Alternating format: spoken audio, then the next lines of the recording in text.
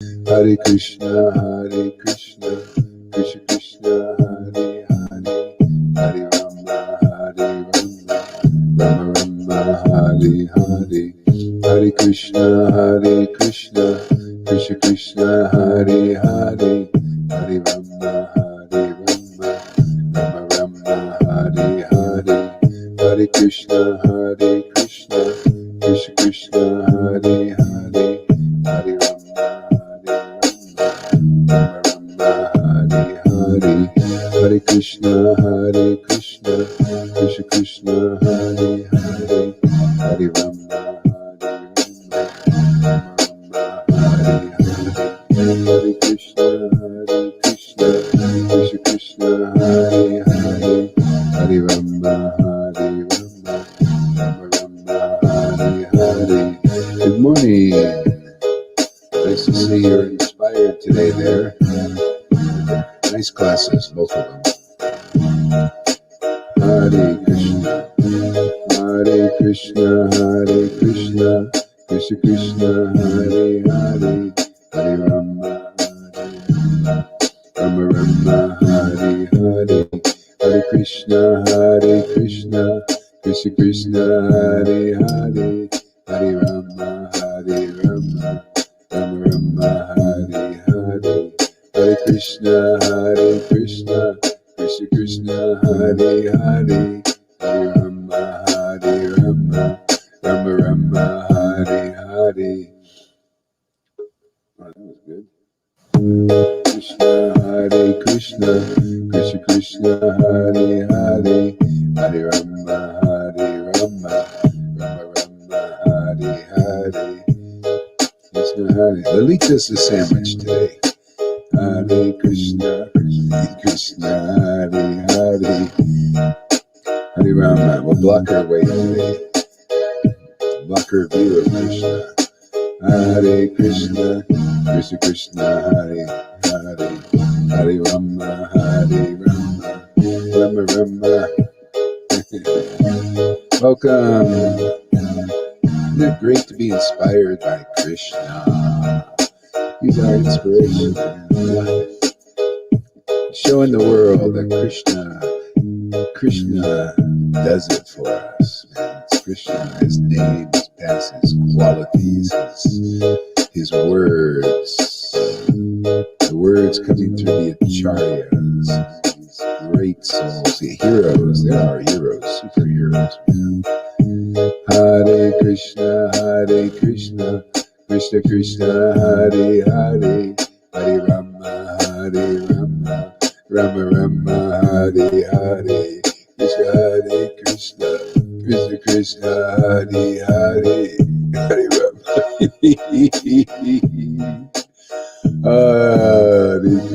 Hare Krishna, Krishna, Hare Hare, Hare Rama, Rama Rama, Hare Hare, Hare Krishna, Krishna Krishna, Hare Hare, Hare Rama,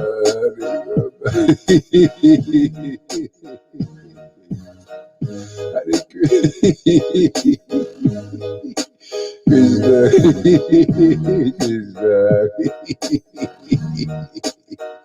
Oh, my Lord Krishna, Hare Krishna, Krishna, Hare Hare, Hare Rama, Rama Rama, Krishna, Krishna, Hare Hare, Hare Rama, Rama Rama, Hare Hare.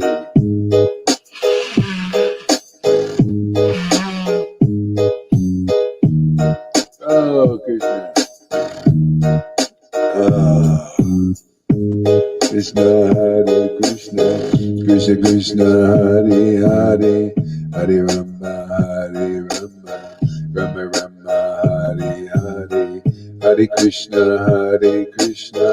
Krishna Krishna, Hare Hare, Hare Rama, Rama Rama, Hare Hare, Hare Krishna, Krishna Krishna, Hare Hare, Hare Rama,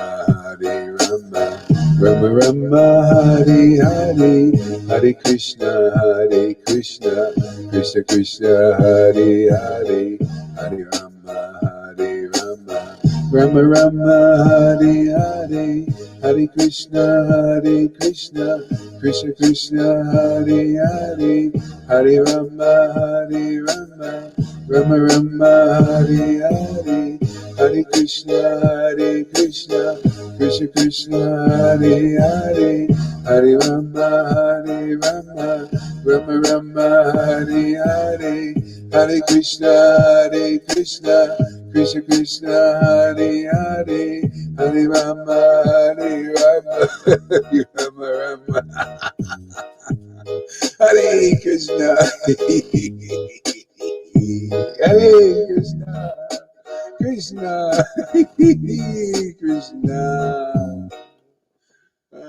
Krishna, Hare Krishna, Krishna Krishna, Hare Hare, Hare Rama, Rama Rama, Hare Hare, Hare Krishna,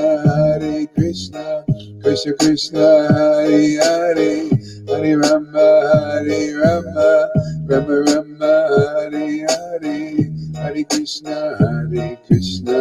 Krishna Krishna, Hare Hare, Hare Rama, Rama Rama, Hare Hare, Hare Krishna, Krishna Krishna, Hare Hare, Hare Rama, Rama Rama, Hare Hare, Hare Krishna, Krishna Krishna, Hare Hare, Hare Rama, Rama Rama, Hare Hare, Hare Krishna, Krishna Krishna, Hare Hare, Krishna Krishna, Hare Hare, Hare Rama, Rama Rama, Hare Hare, Hare Krishna, oh my Lord, Krishna. Hare Krishna, Krishna Krishna, Hare Hare, Hare Rama, Rama Rama, Hare Hare, Hare Krishna. I thought I was chanting to make Krishna happy, but I was wrong, inconclusive. I'm chanting Krishna's name to make Radha happy. That's the truth. Isn't that what we do? Isn't that what we're doing? This makes Radha happy, is chanting Krishna's name. We had it all wrong. I thought it was Krishna. No, chant his name, it makes Radha happy. Can't you tell? She's happiness personified. That's how it goes.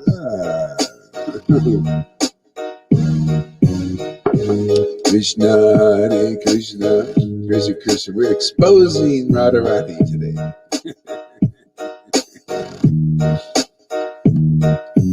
Hare Krishna, Krishna Krishna, Hare Hare, Hare Rama, Rama Rama, Hare Hare, Hare Krishna, Krishna Krishna, Hare Hare, Hare Rama, Rama Rama, Hare Hare, Hare Krishna, Krishna Krishna, Hare Hare, Hare Rama, Rama Rama, Hare Hare, Hare Krishna, Krishna Krishna, Hare Hare, Hare Rama, Rama Rama, Hare Hare, Shri Krishna Chaitanya Prabhu Nityananda, Shri Advaita Gadadhar, Shri Vasari Gaura Bhakta Vrinda, Shri Krishna Chaitanya Prabhu Nityananda, Shri Advaita Gadadhar, Shri Vasari Gaura Bhakta Vrinda, Jesus, Srila Prabhupada, Jesus, Srila Prabhupada, Jesus, Prabhupada, Jesus, Prabhupada, Jesus, Prabhupada, Jesus, Prabhupada, Jesus, Prabhupada, Jesus, Prabhupada, Jesus, Prabhupada. Oh, yeah.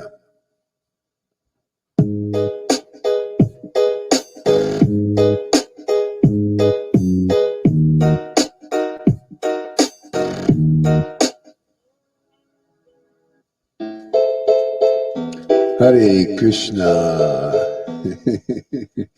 I just loved every day getting more information, Galoka news, how things are really going there.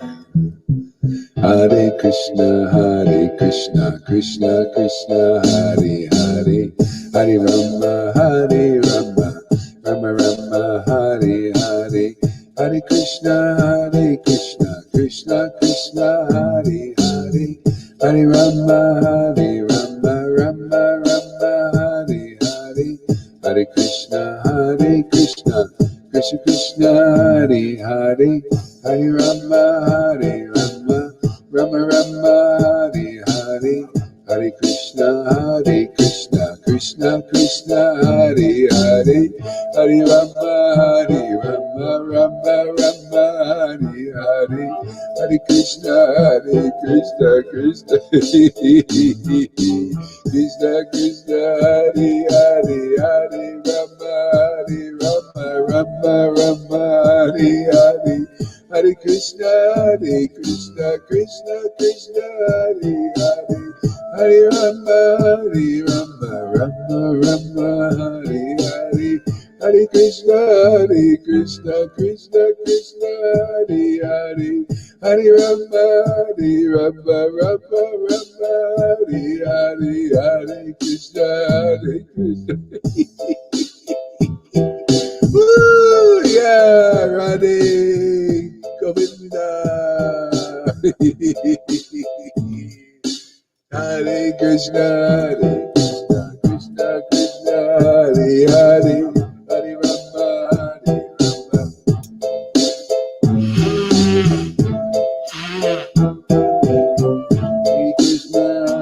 Krishna, Krishna, Hare Hare, Hare Rama, Rama Hare Hare, Hare Krishna, Krishna Krishna, Hare Hare, Hare Rama, Rama Hare Hare, Hare Krishna, Krishna Krishna, Hare Hare, Hare Rama, Rama Hare Hare, Hare Krishna, Krishna Krishna, Hare Hare, Hare Rama, Rama Hare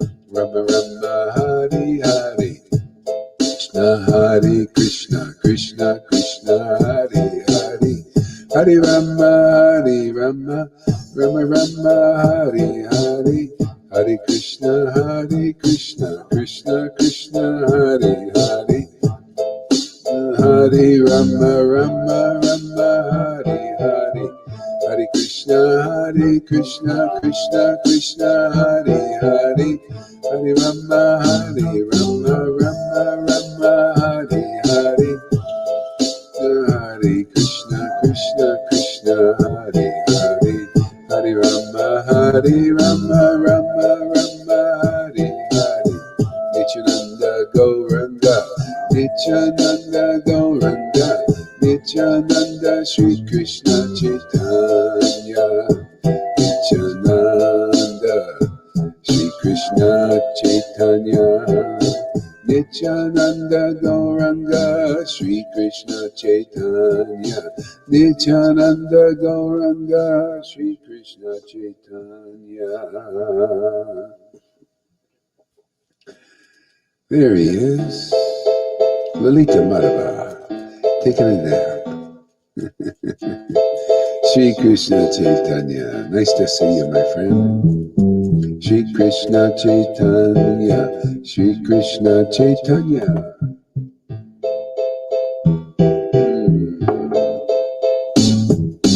Shri Krishna Chaitanya, Prabhu Nityananda, Shri Advaita Gaura Bhakta Vrinda. Shri Krishna Chaitanya Prabhu Nityananda, Shri Advaita Gadadhar, Shri Vasari Gaura Bhakta Vrinda. Shri Krishna Chaitanya Prabhu Nityananda, Shri Advaita Gadadhar, Shri Vasari Gaura Bhakta Vrinda. Nityananda Gauranga, Nityananda Gaura, Nityananda Gaura, Nityananda Gauranga, Nityananda Gaura, Nityananda Gaura, Nityananda Gauranga, Sri Krishna Chaitanya, Hare Krishna, Krishna Krishna, Hare Hare, Hare Rama, Hare Rama, Rama Rama, Hare Hare, Hare Krishna, Krishna Krishna, Hare Hare, Hare Rama, Hare Rama, Rama Rama, Hare Hare, Hare Krishna, Krishna Krishna, Hare Hare, Hare Rama, Hare Rama, Rama Rama, Hare Hare, Hare Krishna, Krishna Krishna, Hare Hare,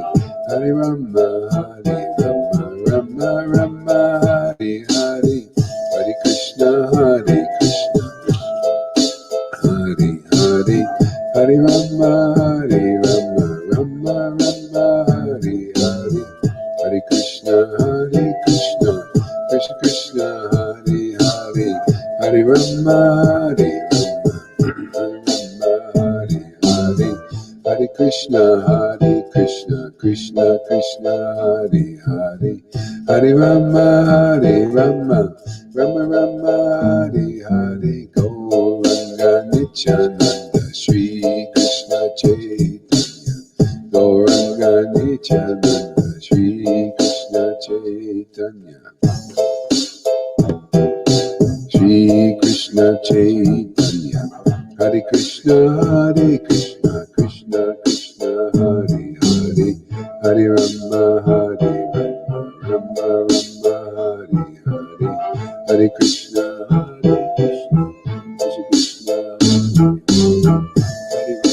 Hare Rama, Rama Rama, Hare Hare, Hare Krishna, Krishna Krishna, Hare Hare, Hare Rama, Hare Rama, Rama Rama, Hare Hare, Hare Krishna, Krishna Krishna, Hare Hare, Hare Rama, Hare Rama, Rama Rama, Hare Hare, Hare Krishna, Krishna Krishna, Hare Hare, Hare Rama, Hare Rama, Rama Rama, Hare Hare, Hare Krishna, Krishna Krishna, Hare Hare, Hare Rama, Hare Rama, Rama Rama, Hare Hare, Hare Krishna, Krishna Krishna, Hare Hare, Hare Rama, Hare Rama, Rama Rama, Hare Hare, Krishna, Krishna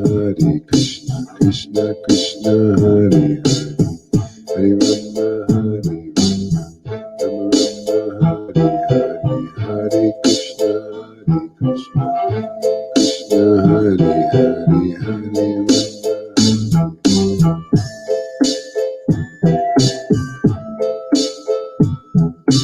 Hare Krishna, Krishna Krishna, Hare Hare, Hare Rama, Hare Rama, Rama Rama, Hare Hare, Hare Krishna, Krishna Krishna, Hare Hare, Hare Rama, Hare Rama, Rama Rama, Hare Hare, Hare Krishna, Krishna Krishna, Hare Hare, Hare Rama, Hare Rama, Rama Rama, Hare Hare, Hare Krishna, Krishna Krishna, Hare Hare, Hare Rama, Hare Rama, Rama Rama, Hare Hare, Hare Krishna, Krishna Krishna, Hare Hare, Hare Rama, Hare Rama, Rama Rama,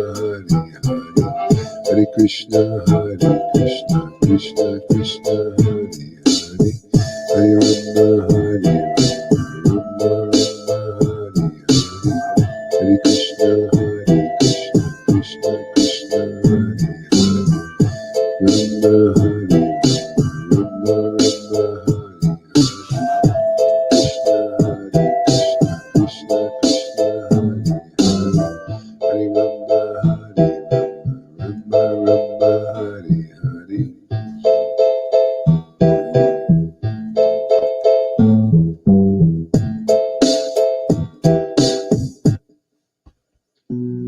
I don't know, I just feel like reading something juicy, something to please Radharani, so that she suddenly embraces us. Let's see if we can do that. Let's see. Experiment.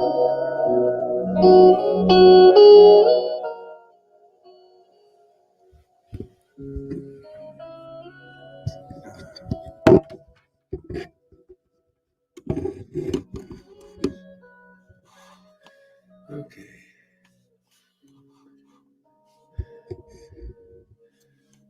Let's see here.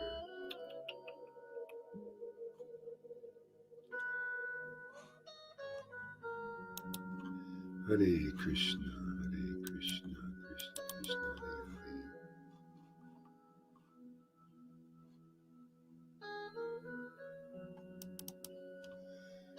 Yeah, I just downloaded some nice books by Prabodhananda Saraswati. Mm-hmm.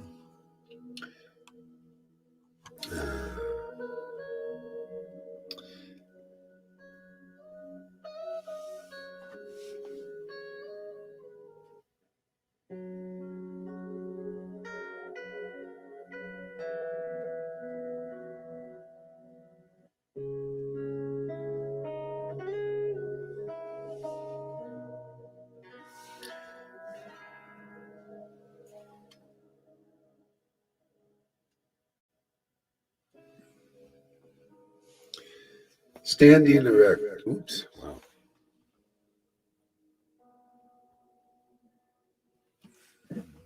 Standing erect, the hairs of his body rebuke the blossoming champaka flowers. Standing erect, the hairs of his body rebuke the blossoming champaka flowers.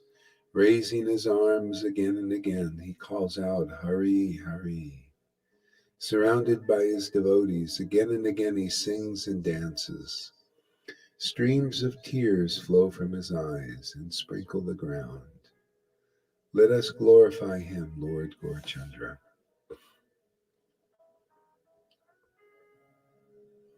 Obeisances to the direction that faces Sri Vishnu Banu's daughter.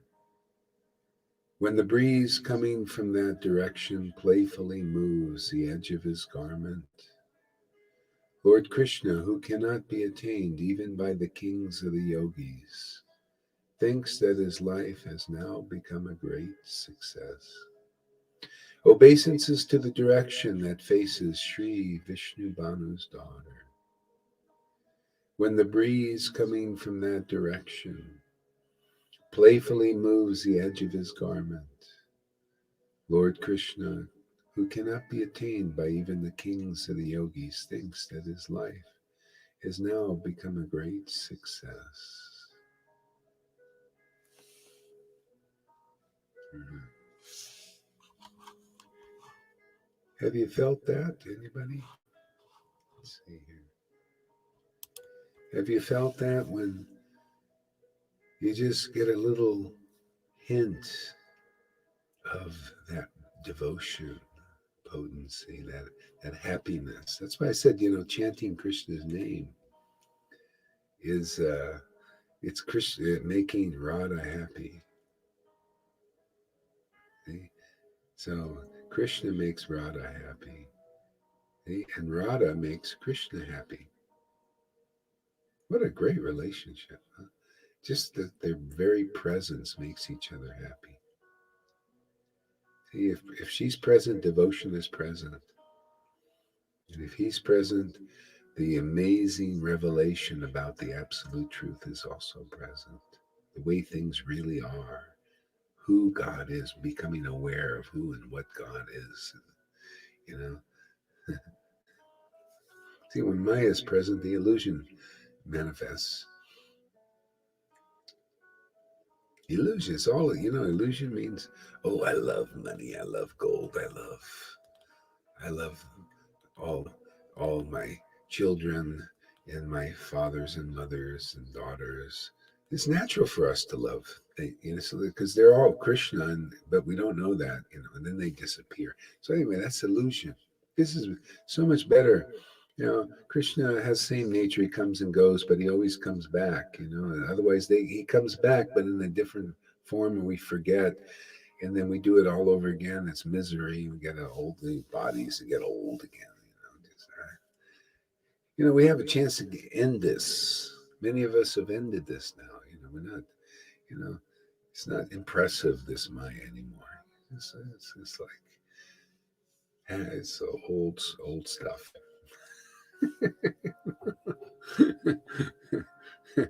Can you imagine coming back to another dystopian future like this?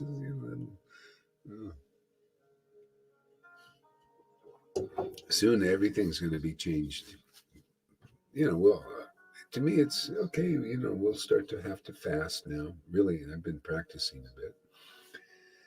So there'll be more fasting because the food supply. It's all, it's just, you know, it's been a new experience. Yeah, we're used to going to the store and getting everything that we want and everything. The shelves will start to be empty and all that. It's been predicted, man.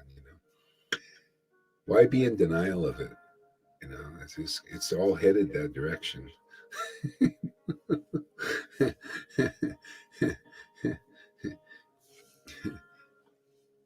uh, yeah. And it's good. It's good for the world. It's good for the world to fast sometimes. Fast because we think, oh yeah, it's always this is we'll live here forever. The shelves will always be filled with food. You go there, there's food everywhere. Everything you need is at the store, right? Yeah, man, I think I can do this for another forever. And then the Lord says, well, things change. Everything's changing. Things. So it's always good. Whatever happens, actually, ultimately, is for the good of the world, even though it seems like it's a bad thing and horrible and everything sometimes. Um, but it's always for the upliftment of the consciousness. Why not? Isn't that God? Isn't God progressive? He wants everything to progress. Nobody likes to be stuck. Why? So anyway, he does things in different ways like that. Hmm. Let's see here. What happened? It didn't do it. Oh yeah, like this. There we go. Obeisances to the glory of Vishnu Banu's daughter. Even Brahma, Shiva, and all the demigods cannot attain the pollen of her lotus feet. Her merciful glance showers the best of all nectars. Obeisances to the glory of Sri Vishnu Banu's daughter. Yeah, what is her glory, man? Yeah. Her glory is this love, man, this devotion. That's glorious. It's the only attractive thing to Krishna. See? And even it's so hard to attain also. And it can be so easy when the Lord says, okay, this is my desire in Kali Yuga, is I want to distribute this. He started distribution himself. Madhavendra Puri started. Then his guru started. See, it's always in this. Where's the distributor? You got to be. Hey, where's the distributors? Like River in her class said, where's the guru? These are the qualities of the guru. They're the distributor quality. You got to see. Is this person? Is he a real rep? Does he represent Mary Kay or Amway? Does he have the product? You should be thinking with a guru. Do they have the product? Can you imagine the Maya, the way it works? And that's why it's called religion. People not clear about this. They don't know. Was this guru? See, the whole thing is the guru is supposed to have the product. What is the product?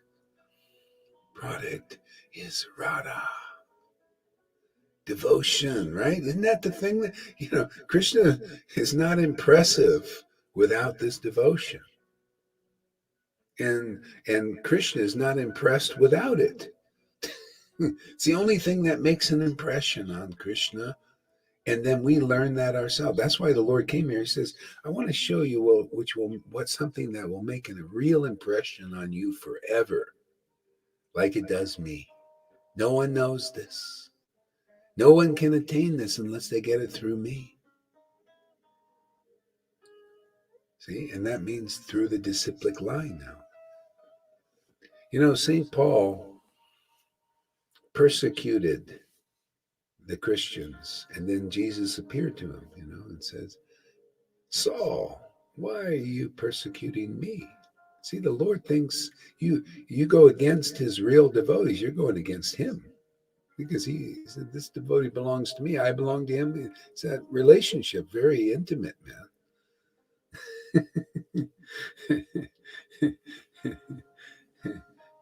It saved him, though. He went against, he fought God.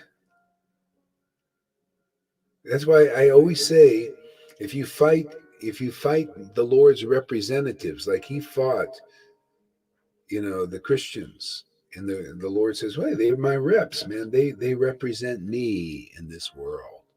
This is what you got to find. The real guru has the product. They have Krishna. See, they have Radha. The whole thing. They have the right conception of the absolute truth, and they have the right feeling. The real feeling, the genuine one. Not mixed in with that, like River was talking about that verse, Bhagavad Gita 10:10, the famous verse. We're making famous. Repeat it all the time. See? To those who love me, how nebulous is that? People, oh yeah, I love Krishna. Yeah. Do you have the symptoms? Oh, nobody. Well, we don't talk about that. It's my feeling. I love Krishna. Yeah. Well, if you really have that love for Krishna, well, you're going to have these feelings, that the liberated feelings. It liberates you. To love Krishna is our liberation. So actually, who's the liberator? It's actually Radha. Yeah, both. Because you need the name and you need the feeling, right? That's what you get easily in sadhu sangha, in getting really connected and learning the real Bhagavatam. Be an example at, like you sit before a real guru. You're just like Maharaj Pariksit. He sat before a real guru. Okay? Empowered by Krishna. That's what people think, oh, well, sit before a Sukadev Goswami, sit before Jesus Christ. Are you kidding? That's, well, I'm sorry, that's conclusive, man. That's what's got to be. Jesus Christ was empowered by God or Krishna. Sukadev Goswami was empowered by God or Krishna. Prabhupada also it's always the guru is one. They're the mouthpiece of God, truly empowered by medium. In some lifetime, we got to do that. Sit before an empowered person, and that spiritual potency goes into us and wakes us up. You must be born again to enter the kingdom of God. Did anybody hear that? You think that's not true? That's why they keep saying that, because it's true. It's forever true. You got to be spiritually reborn. And that means you got to face a real guru that can cause that process, that transformation in you. And that is a big thing. This is what I've seen. And you haven't seen any of that. It's some mundane teachers usually. They got no impressive power. They can't cause a transformation in the disciples. That's why all they can give you is a bunch of rules, regulations, and keep you going. Yeah, do service, Prabhu. Just do service. Just serve, sir. Yeah, do service. Yeah, but ultimately is you got to go through the transformation. It's a big thing. You got to transform your mundane emotions. You can't do it. You just have to be in the vibration that does it. You got to be close. See, like River said today, association, right? It's by association. You got to associate with a devotee who's vibrating on the spiritual level of consciousness. See, and that causes the transformation is by association. Just like here, we've fallen into the modes of nature by associating with them, by those who represent them. You associate with a thief, you more or less become a thief usually. You're around angry people, you'll become an angry person. You're around negative people, you'll become a negative person. You're around positive people, you become positive. Can you imagine being around a transcendental person, what the effect is going to be? That's why it's so intense.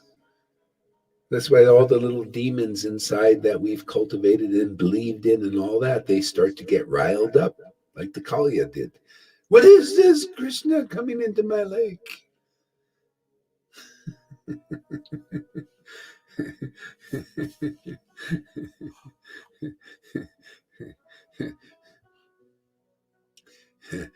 Being a disciple of a real guru, it's like, Krishna jumps into your lake there, starts swimming around, and then and all kinds of stuff starts to rise to the surface. You didn't even dream you had, man. They've just been controlling in the background. Then they come into the fore. That's what needs to be. You have to come into consciousness. So, oh, this has been running me. These programs.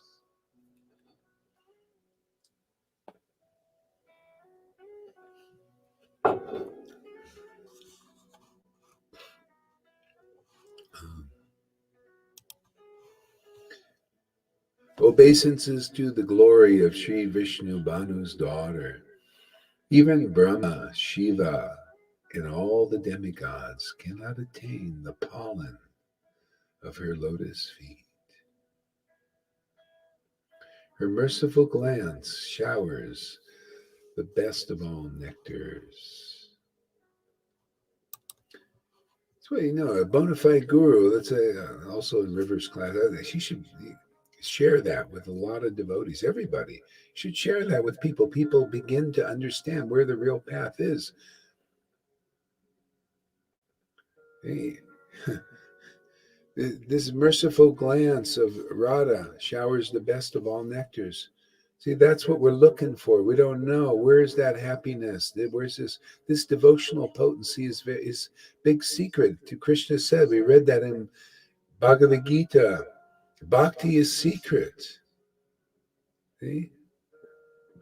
People don't know the secret. Secrets are secrets just because nobody's telling, right? See? So, and not only telling the secret, you got to show that you know the secret, man. People got to see the symptoms that this person knows the secret and is telling me the real secret. Otherwise, what is this? People telling secrets. That's why it's always hinges on finding the bona fide representative of Krishna and Radha. Radha and Krishna, not just Krishna, Radha and Krishna. You got to get the real conception of the absolute truth because they have the real feeling. They have the depth of understanding because of that Radha's love, that bhakti, that pure devotion. Doesn't it make sense? It's simple like that. You have to have the right understanding, the real conception, but only bhakti reveals it. Devotion, pure. Yeah. See, those who have Radha's merciful glance, who is that? Those are the ones who have that devotion. Radha's glancing over here. I'm connecting with her. Communing, right? You commune with them, and then you feel them. Oh, yeah. See, this person is reflecting the glance of Radharani. Look, this person has this kind of devotion. Look, you can even look in the scriptures, it describes those kind of devotees. They have prema. Prema is that devotion that Radha has. Prema. Prem, it's a kind of special kind of love. It's the purest thing in this universe. It has to come, it doesn't even exist in this universe unless there's a representative of it in this universe. It's so rare, like finding a rare. You think gold is hard to find, or gems and diamonds, and this is a million times harder. That's why it's a secret. See? But what is Lord Chaitanya's desires? I want to expose this secret. So he very happily gave it, very magnanimously gave that secret to others and showed them and told them about its glories. Okay? So he did then. But people forget, don't they? They forget about these important matters. And it is our great pleasure to also help people remember. To remind people about Krishna and Radha and Krishna, right? And explain and show and describe and teach the world what is really valuable, what is really true, what is true love, what is true understanding. Now, that's an important mission, wouldn't you say?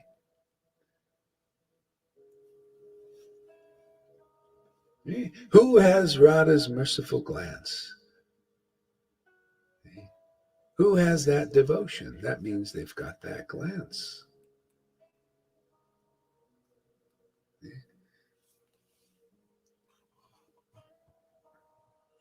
And how do you get that glance? Well, you got to go to those who have been glanced upon. They have that bhakti, and then you go and look over there in that direction.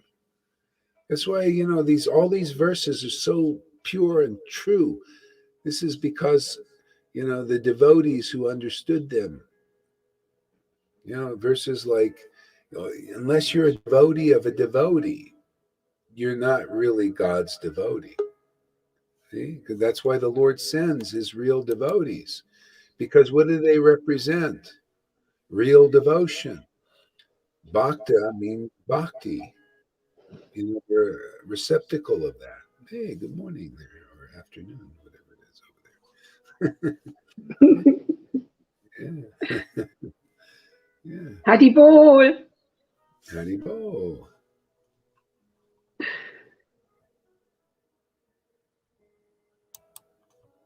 Let's see. Oops.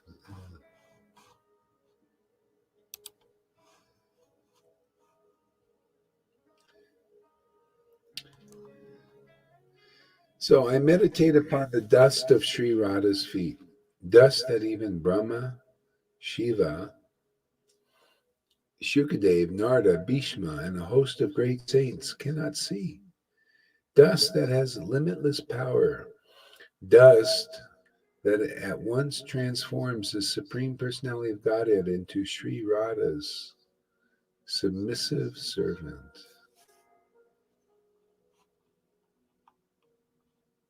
I meditate on the dust of Sri Radha's feet, dust that becomes a Kamadua cow to give the nectar of Ras as the devotees celebrate a great festival of spiritual love. Placing this dust on their heads, the beautiful gopis attain something even peacock feather crowned Krishna yearns to attain. We're going to circle back to that verse, but first we're going to go to some other verse here. Mm-hmm. That down.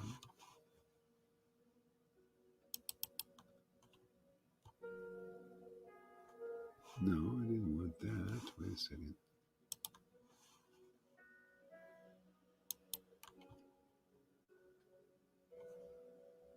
What happened here?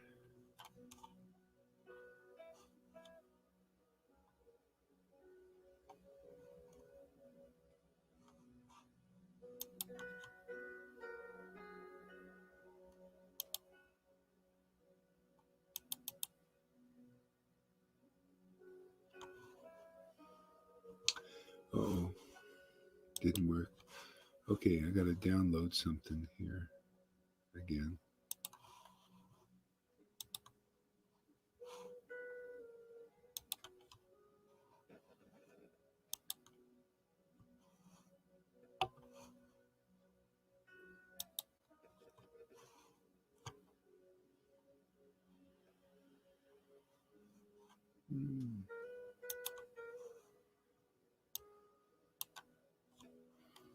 Okay.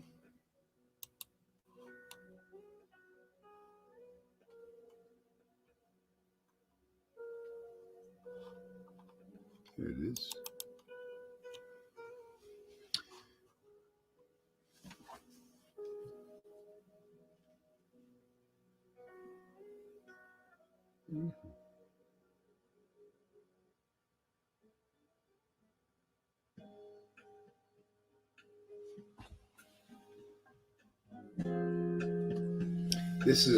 This is Prabodhanandana Saraswati Thakur's Nectar Moon of Lord Chaitanya.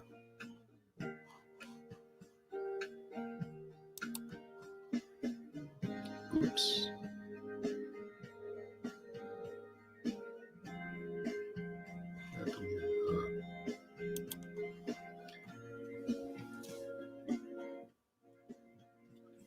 I recommend everybody read these poems. This Nectar Moon of Lord Chaitanya is wonderful. It explains the essence of how to get the mercy. It's our playbook. Carl Schwab has his playbook. We got ours. This is our playbook. This one you play for eternal life. That one is not a very good playbook.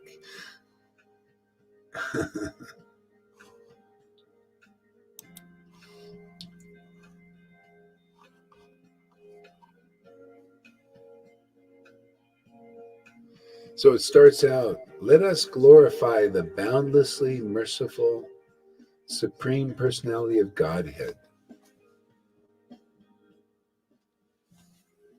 Let us glorify the boundlessly merciful Supreme Personality of Godhead, the Prince of Raj. To taste the intoxicating sweet waves of the nectar of the transcendental love for Krishna, as well as to give that nectar to others. See how he did that? This is the purpose of his descent, to taste this nectar, and to teach it to others and to distribute to others. People got to see, look at this person is tasting this nectar. Oh man, I'd like to taste it too. See, that's Raganuga path. This is what I wish I came to ISKCON and they showed me that. They said, hey, this is how you do Krishna consciousness. You taste this nectar, and then you develop a desire to get it, and you get it by that association. But nobody said, oh, this path wasn't available. It's still, I still don't see it really available. Teaching something else. But this is why Lord Chaitanya came here. He came here to taste this wildly intoxicating nectar. If you don't see a person intoxicated on the name, then you haven't seen this path yet. This is what Krishna, isn't that amazing? All those years, Shamaguri, that you've been in Krishna consciousness, all to understand why Lord Chaitanya came here. See? To see somebody tasting this intoxicating nectar and then learning how to enter this path yourself. Isn't it amazing? Yeah. You know how many lifetimes somebody might take to figure that out? See? So right now it's here. Otherwise, can you imagine? Say I didn't start relishing. I only started teaching this because I was relishing it for years, tasting that nectar, again, intoxicated and stumbling around India. And, yeah. See, could you imagine? It would not be taught because I haven't seen anybody. The best you see is, oh yeah, we have it, but we don't show it.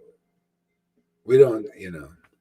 So you're not really following in the footsteps of Lord Chaitanya yet, right? Because, if you did, you would be tasting this intoxicating nectar publicly like he did and distributing it to others, teaching about its value.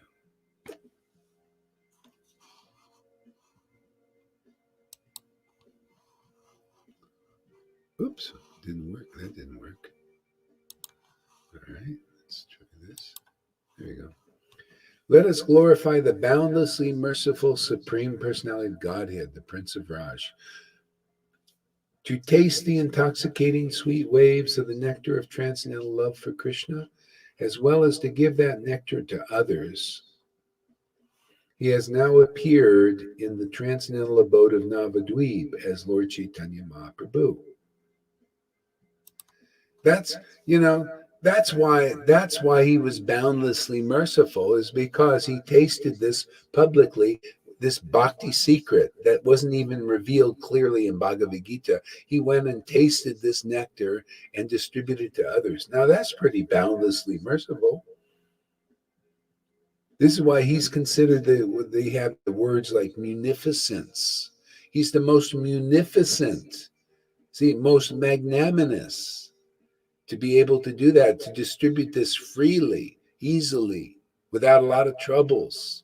You can have this intimate relationship with Krishna that even the goddess of fortune couldn't get by doing all her austerities.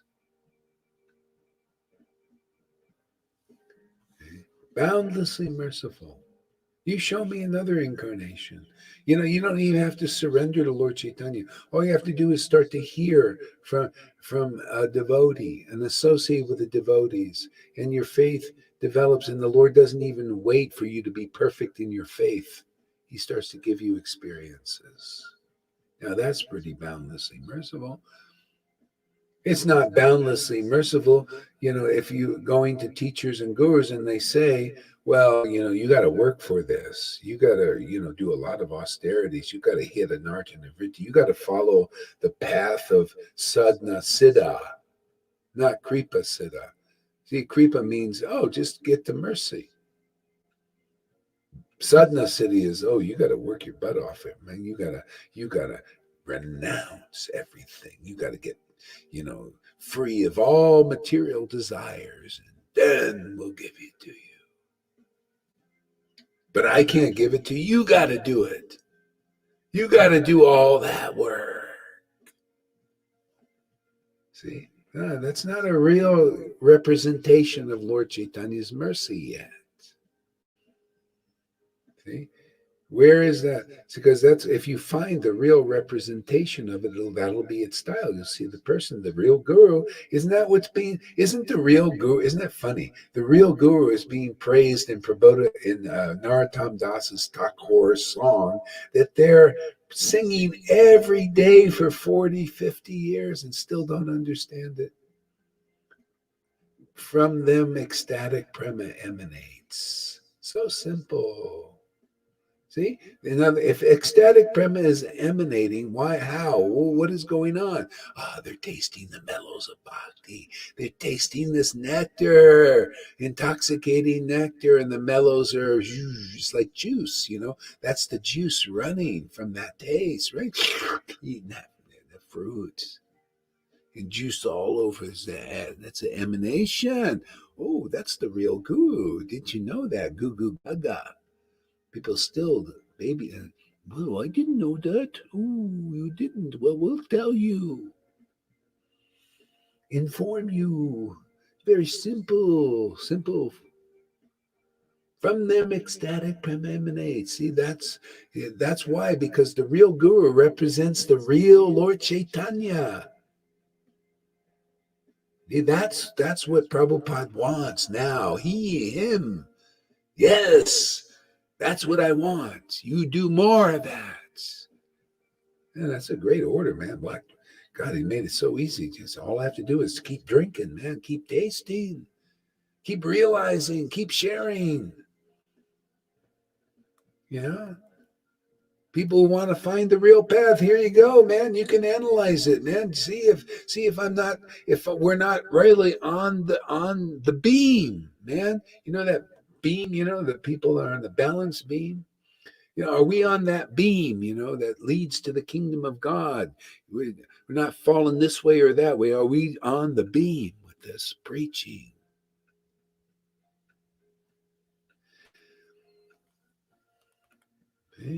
Yeah, that's so simple, isn't it? I love this. This path so nicely described. Oops, did it again. Let's go. To taste the intoxicating sweet waves of the nectar of transcendental love for Krishna, as well as to give this nectar to others, he has now appeared in the transcendental abode of Navadvip as Sri Chaitanya Mahaprabhu. So again, where is this appearance now in 2021? It's not enough that he is, you notice, it's not quite enough that he appeared 550 years ago. That's why I was in Shamaguri wrote this thing about. Isn't it great? Prabhupada left the books, wrote the books. Yeah, it's great. But who understands them?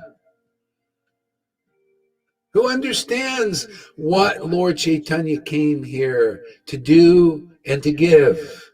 Well, you need an appearance, right? They talk about this is the appearance day of this devotee. Yeah, very nice. Do you understand that devotee? Nah. Oh, this is another appearance day of another devotee and a big festival and feast. But do you understand them? Can you taste their grace? Usually not. That's why you need a living guru. So you understand, this appearance day, this guru has appeared now to taste this nectar and distribute to others. Got to have an appearance, man, because you notice most people don't get it, right? They didn't get it. You guys didn't quite get it. Now you're getting it. Has to have an appearance, living guru. Then people start to get it. If it's preached. It wasn't preached with Prabhupada. They kept it for themselves. Wasn't time. Now is time. I'm just continuing Prabhupada's work and Bhakti Siddhanta's work and Bhakti Vinod's all the way, Bhakti Vishwanath Chakravarti, Rupa Goswami. We're just continuing their work, man, all the way back to Radha, Lord Chaitanya and Radha and Krishna. Just continue the line, man. This line now. And make it alive, lively. Where people now come to the end of the line. See? This is the end of the line. Therefore, a new beginning.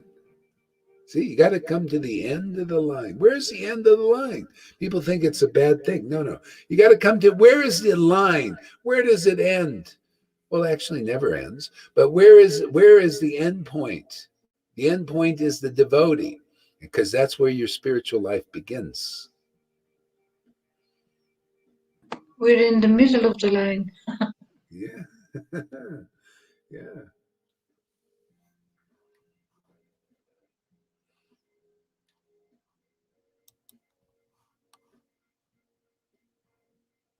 Let's see here.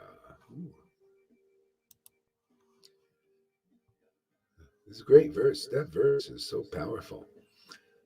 So, one who is untouched by any piety, who is completely absorbed in a religion, or has never received the merciful glance of the devotees or been to any holy place sanctified by them, will still ecstatically dance, loudly sing, and even roll about on the ground when he becomes intoxicated by tasting the nectar of transcendental mellows of pure love of God given by Lord Chaitanya.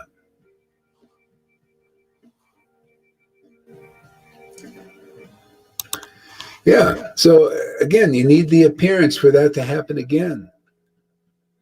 Where's the devotee tasting this nectar and distributing it, where people are starting to get intoxicated on it and starting to cry and laugh and all these other symptoms starting to develop in them. See? And where is it that you have to be a perfect sadhana siddha, where you have to be austere and all of that? I like the real verse, whereas one who is untouched by any piety. You notice there are people coming here that they didn't. Where did people do the big course in sadhana that come here sometimes? You don't have to be anything special. But you can start to have these symptoms to start developing in you. The symptoms of what? Intimacy with God, because there's some mercy of that devotion. See, it comes with faith in Guru, faith in real devotees when they're here preaching. That means everything. It's just about faith, man. You have faith in real devotion that you see in a real devotee who is out distributing this bhakti. You have faith in their word and their conception of bhakti? If you do, that's the ingredient, and the Lord will be pleased. You're justified by your faith, man, or unjustified by your lack of it. Somebody comes along and says, why are you with Gohari, man? Don't you know he's blah, blah, blah. He's against Prabhupada. Blah, blah, blah. And then you go, oh, really? Oh, poof. There you go. Test failed. Yeah. Or if they come around and say, "Oh, Gohar, no, he's not. He's my guru, man. I got everything from him, and this is why." Blah blah blah. And then you, what? I didn't expect that. See? That's why confession is unto salvation. You see what they said? It's great to have faith in Jesus or any real representative of God in this world living. But confession is unto self. When you stand up, you start inspiring people. Even that's how our Sangha, as the devotees get stronger. River gave a class today. I heard this guy, this is such a great class, somebody said. I saw that. This is so good. See, you inspire people because your faith, stand up. You can't do that unless you have the Spirit, unless you go through the test. You go through the purification. Sometimes you get knocked on your ass because Maya's strong. For a while, she's not really strong. When you get strong in this, she's like a weakling. She's a punk.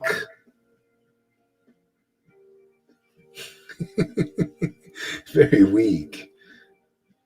This is when you get the spiritual potency, you get purified, and your faith is strong because it becomes your life, man. Krishna becomes your life. The words of devotees become your life. In strength, you live on that. That's all I got, man. I got on my own. I got nothing. I'm just a wretched person in this world. But my strength are the Vaishnavas. My strength is the glorification of the truth. My strength is this love. I get the glance of Radha. She gives me some glance sometimes. I'm always looking for it. Okay? There's the life. There's the strength. That's the spiritual potency, man. This is what makes it grow. See, it gets stronger and stronger. Then you stand up for the truth, especially. Can you imagine you get a living guru in this world? Living guru that you can see with your own eyes is empowered. They're as rare as you can ever understand. Prabhupada said, when a devotee said, how hard is it to find a real guru that knows Krishna? Oh, well, you just go into outer space and you see a log floating out there in infinity. That's a real guru, man. That's why you see love of God manifesting in the Sangha here. Where do you see it? You see it in Jaipatakas or how about Radhanath's disciples? Do you see love of God in there? Or you see, well, they serve the Vaishnavas and they do this and they do that. Okay, very nice. But you just want it. Do you want, is that all you want in this life?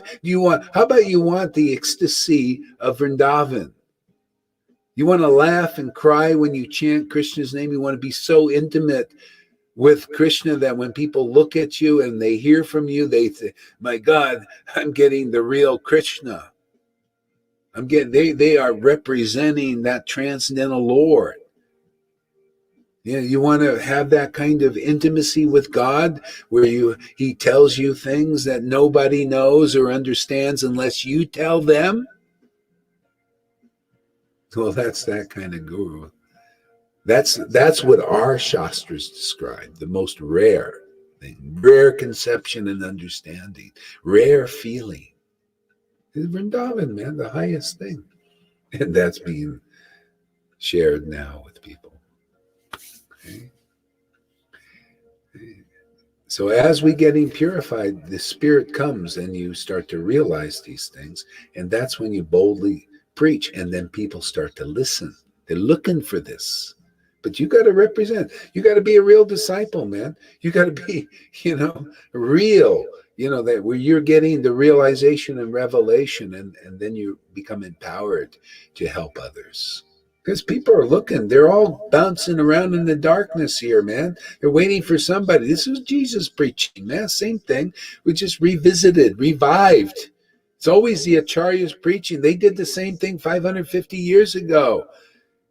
Jesus said, if you have a light, don't put a shade over it. Put it out where people can see it. They got no light in here. The gurus can't give them the light, and people looking at the glowworms until you represent the real light. You tell them, hey, where it is and how it is. They don't know. They think some checklist is going to deliver them, some mundane guru.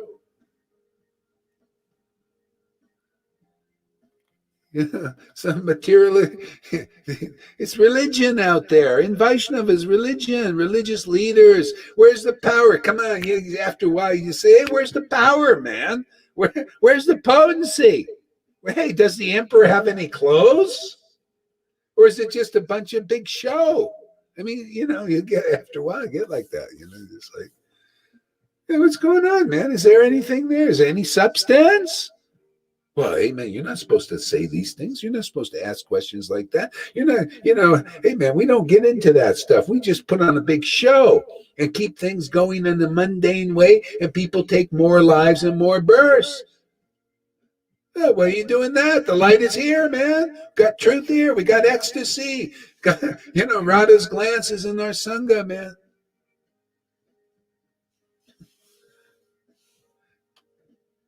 Yeah, you want to go back to God? You got greed? You really want Krishna? You can get it, Krishna. Yeah.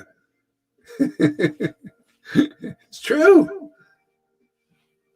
Yeah, you want more births? You want to go with the other way? Oh, many lifetimes you can go to Vrindavan. In your next lifetime, you'll get a little better association.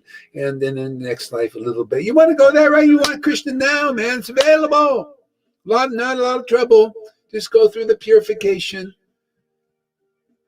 Yeah. Do a little bit. It gets easier. You got look at all the help you're going to get now.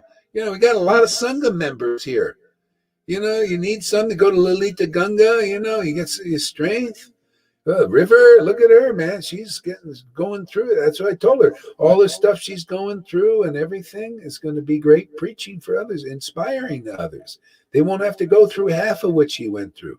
You guys don't have, you look at, it makes it easier than I went through, and then it makes it easier you go through it, then easier for others. See, we learn, we get experiences, and a lot of stuff they don't have to repeat. Yeah. Devotees need this. I mean, there's a lot. There are people who want Krishna. They really do, But you got to make the connection of those who really have Krishna and have that grace to distribute. I mean, here we're distributing what Lord Chaitanya distributed 550 years ago. You don't have to think, oh, well, that was for them. You see, Christians do that. Oh, that was for those. The Holy Spirit was only for Paul and Peter and those who read. Not now. And they do the same thing in, oh, well, that bhakti was for Lord Chaitanya and them, but not now. Yes, now it's here. Check it out. Are you kidding, man? We're lapping it up here. It's here again. Yeah. Oh,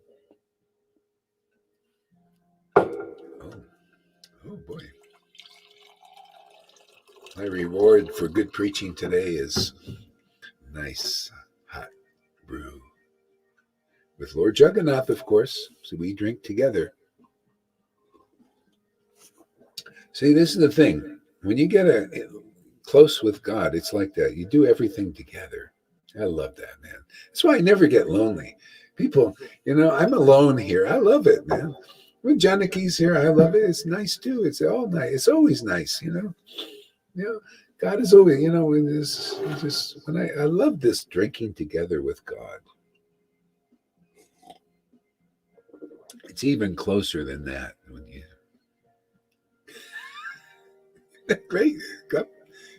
This is what we're meant. We're meant to drink with the Lord. When you go to a bar, you have people there, right? You drink together, and they're drinking with God, but not in a great way because it's mundane intoxication. It always has some karmic effect, but when devotees they do things together with God, it's wonderful. Yeah. This relationship is nothing. It's just so amazing. It gets more amazing all the time too. That's what I love about it. Okay, what else here? Isn't this a great poem? I love this poem, man. One who is untouched by any piety, I just repeat it again. So good. One who is untouched by any piety, who is completely absorbed in irreligion.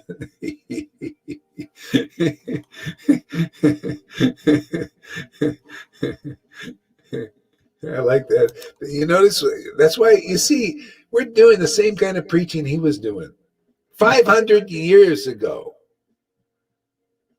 That's why you see you demons out there absorbed in irreligion. Even they don't believe they like their religion is irreligion. They even say it now. They killing kids and babies and all this stuff. This is all going on in the government. Can you imagine? There's things in the army, our U.S. Army. These people are adrenochrome makers, and it's horrible. We are one evil time, man. I'm telling you, it's really evil. But you can be absorbed in all of that. But if you come to the devotees, all will be exonerated. And you'll get a better drink than an adrenochrome. You don't have to cause so much suffering. They cause suffering for these poor children, and therefore, what you do to them, you're doing to yourself. This is the horrible karma's coming now. But that can all be exonerated. That's why our preaching is for anybody. Anybody who comes and listens will be exonerated. Anyone who doesn't come and listen to this preaching and hear it, and be purified by these conceptions, which are really true and really ecstatic, will not. You'll just go on your slow path, whatever that is. You could be a good person, and in next life you become a good person and make maybe a little progress. Or you're a really bad person, and you just be you have your karma. You have to be purified by that. Good and bad, good and evil. This world. We're in another world. Do you notice? Has anybody noticed we're living in another world? You think we're living in this pious and impious consciousness? This is pure, Prabhu. This is impure. You're not living in that. No, that's the Brahman idea. No, the only thing really pure is Krishna's transcendental potency. The only thing that's really real eternally is Radha's love. The only thing eternal is the clear conception of the absolute truth that is exposed by Radha's love, by devotion. We're living in that realm. That's another world. You can see these people live in another world. They think, oh, this is good, this is bad, or this is bad and it's good. It's totally insane. Prabhupada even said that people are more or less insane in this world. Hey, you got bad people saying, oh, this bad is good. And then you got good people saying, No, this is good and that's bad. But nobody knows what really is. What is eternal? This is the pastime of illusions. Here we just, good. I don't even think of this as good, this is bad. All I want to think about is, hey, man, Krishna's name. Where's the bhakti? Where's the devotion? That's in these books, man. Let me chant these verses. Let me chant this name.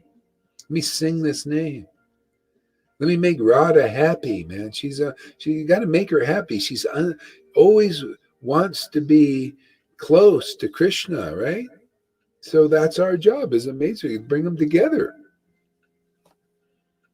She's not happy, the devotee. I'm not happy,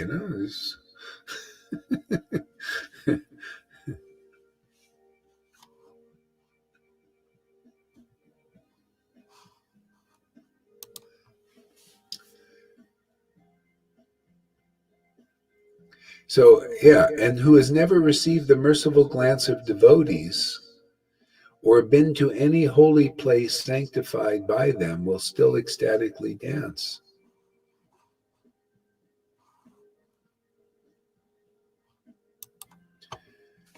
Yeah, you got to be, it's like,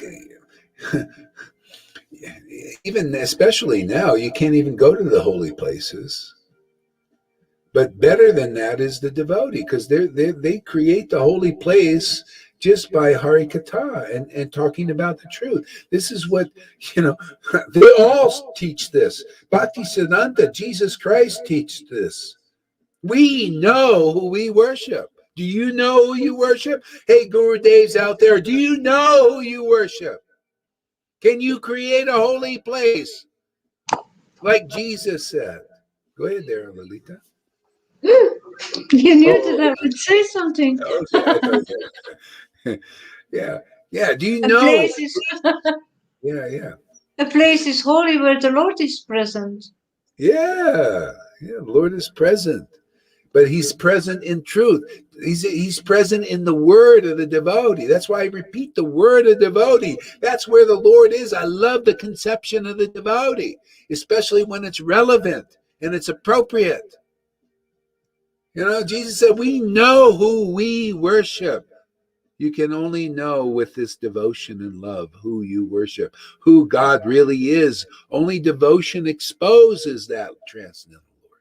We know who we worship. You don't. In your rituals, in your regulations, in your mandates, that's external bhakti, external worship. You ready to move deeper? The Lord is very much looking. See, he went on. This is the chapter 4 of the Bible. So true for Vaishnavas especially too, or anybody. The Lord is looking for worship in spirit and truth. And to be more conclusive truth, not speculations. Truth, conclusive truth is highest truth is reality distinguished from illusion. The Lord's looking for that kind of worship. Okay? And spirit is awakened from that. Radha likes to hear conclusive truth. She didn't want to hear bullshit. She didn't want to hear speculation. She didn't like it. That's not my Lord. She wants to hear about her Lord as he is. Then that's when you start feeling it. He wants the spirit and she wants the truth. Yeah, exactly like that. And that's when it starts to awaken in you. When you hear from those devotees, they start to feel it because that's Radha in your heart awakening. See, you got to be empowered to be a real guru. It's time for this baby stuff to move aside, man. I'm tired of looking at children. I really am. You guys are all children out there. You're still mundane until you're empowered by that transcendental Lord and in the real line. Get in line, all of you. All you gurus, get in line. Come on. Deliver your disciples. Stop wasting time. Stop idling. Stop being an idol. Say, oh, Guru Dev, deliver me. Yeah, you got bhakti, man. You got Radha's love. You got the truth about Krishna. If not, What kind of deliverance can you do? Stop playing games, man. Let's get the real thing. It's here now. That makes sense, man. Why mess around with these big show bottle things? There's a time the Lord gets tired of it. He shows his being sick of and tired of it by the attitude of the devotee. Come on, stop this baby stuff. It's not about, what do you think Krishna consciousness is about? Well, the biggest thing is when I'm guru and I get all these followers and they're all going, they give me mercy. Boy, it's a great show. It looks like I'm something. I'm important and everything. You see, that's a sign that you are not purified. You're thinking like that. You're getting ras. That's material ras. You got the oh, Gurudev, give me mercy. And you're not conclusive. That's why the Lord, see, Jesus said the Lord's looking for worship in spirit and truth. That's not conclusive truth that the Lord's looking for. That doesn't awaken bhakti, pure love of God in your heart. No, the real devotee. The real conclusion, conclusive understanding. It's all in the book. I just pull it right out of the book and smash Maya. Yeah, I mean, if you really want the truth, you got to meet somebody like that. See? And then you get it. You become like that. Spirit and truth. Bhaktisiddhanta said, yeah, those kind of devotees create a holy place in their kata. See, it's the same idea.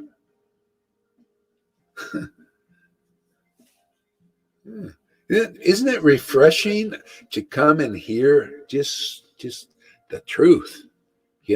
Clear, concise, simple, profound, thrilling, comedy, delivery, entertaining,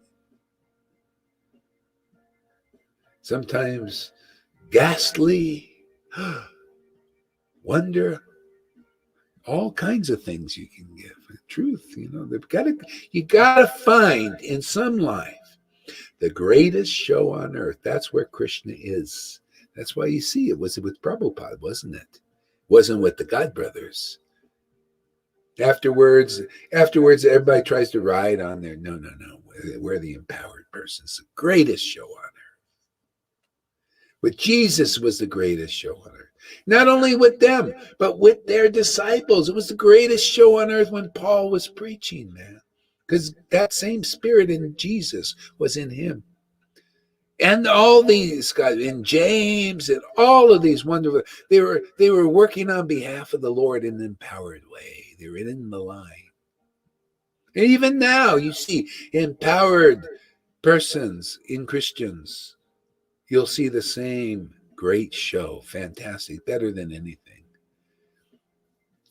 And in Vaishnavism, you also can see, but what you'll see is two kinds of shows. One is the show, and it's not real. They're just, we're just kind of playing the role. We're not really it. We're just looking like a guru. We're aspiring to be the guru. We're aspiring to be a follower, a real devotee. Okay? This is where you put, what do they call it? This is where you get it. You become a real devotee, man. Real devotion. See, you become real. See, real means real devotee, pure devotion. Get the gift, because the gift is here. It's being distributed in the right way, in the right conception, in the right feeling. See? This makes you a real eternal devotee. It's the transformation factory. See? The other one, they make dolls. They're not real, quite real. They're just dollish. Here you become a doll. See? A doll of God. Hey, here's my doll. Here's my dame. Here's my devotee. Become a devotee. Real devotion, man. Real devotee means devotion. Is there real devotion in that person? Is there real understanding in this person? Do they really know that supreme Lord that so few people know, that only prophets know, that only real acharyas know? This is what you need 2021 or any time. You want to know God, you got to meet somebody who knows God as part of that transcendental family. Is that so hard to understand? And if they are, they will have the symptoms. You'll say, this person knows what they talk about. Because then, yeah, man, I can even check it in the scriptures because I've been studying. I've been like Johann, really wanting to know. Couldn't quite get it until you get the situation. Okay? You got the book Bhagavat, but it's not quite enough. You need the devotee Bhagavat. And by the action of the book and the devotee, explaining things to you, exuding the real truth through you, this is transferred into your heart and you become like your guru. And then people can see, we're demonstrating, look at it, people can see, my God, were you getting that from that Guru Haridas? We all thought he was crazy. The guy's insane, man. Look at it, he doesn't follow anything. I don't? Are you kidding, man? He's not well behaved. Oh, really? Huh. What? Well behaved means you let go and let God do it, man. And not be afraid. Well, I don't know if I should say that, man. They might not like me. I might lose some followers, man. And they might kick me out, because I depend on this group to be Guru Dave. Who's gonna fund me? I might be defunded by the group. The Democrats, they're all Democrats.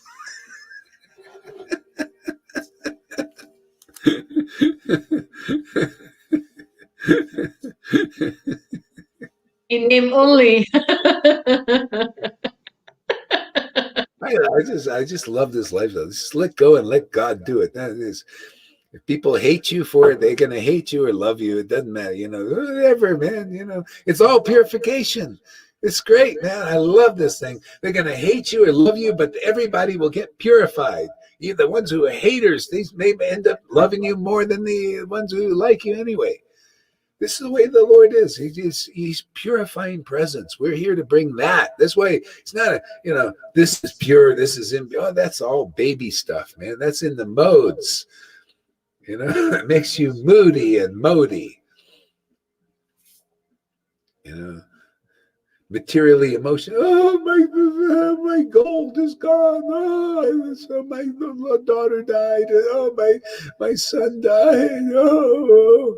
Sorry, man. You're going to go deeper here. You're going to be like, we make people like Srivas. His son died in the middle of queue. And people, if you got in. Oh, you're frozen, Guru Maharaj. You're frozen. What to do? Shall we chant together? Hare Krishna, Krishna Krishna, Hare Rama, Rama Rama, Hare Krishna, Krishna.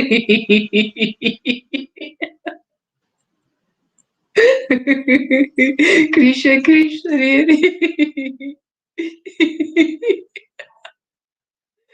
Rama, Rama Rama, Hare Krishna, Krishna. Krishna Krishna, Hare.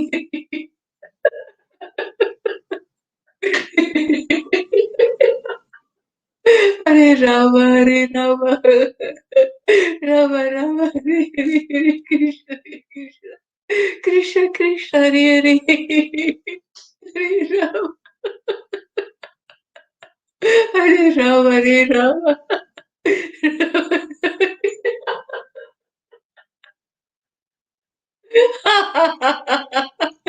Hare Krishna, Hare Krishna, Hare Krishna.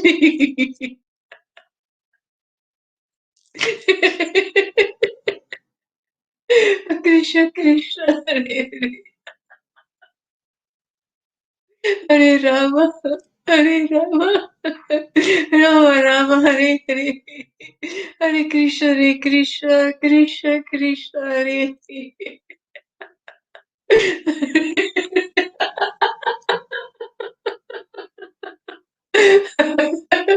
Hare Rama Hare Rama Rama Rama Hare Krishna Hare Krishna Hare Krishna Krishna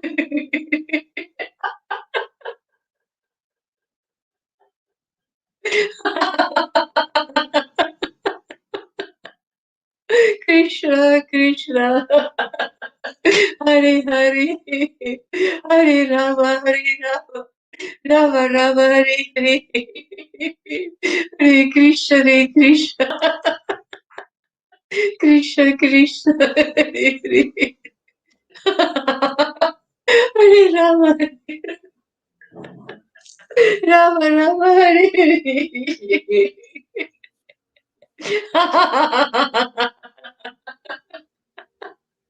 Hare Krishna please Nice to see people having a good time.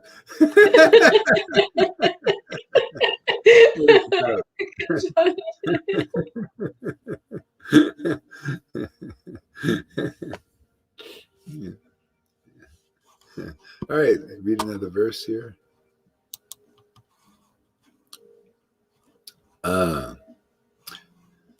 So not attainable by the faithful performers of pious deeds.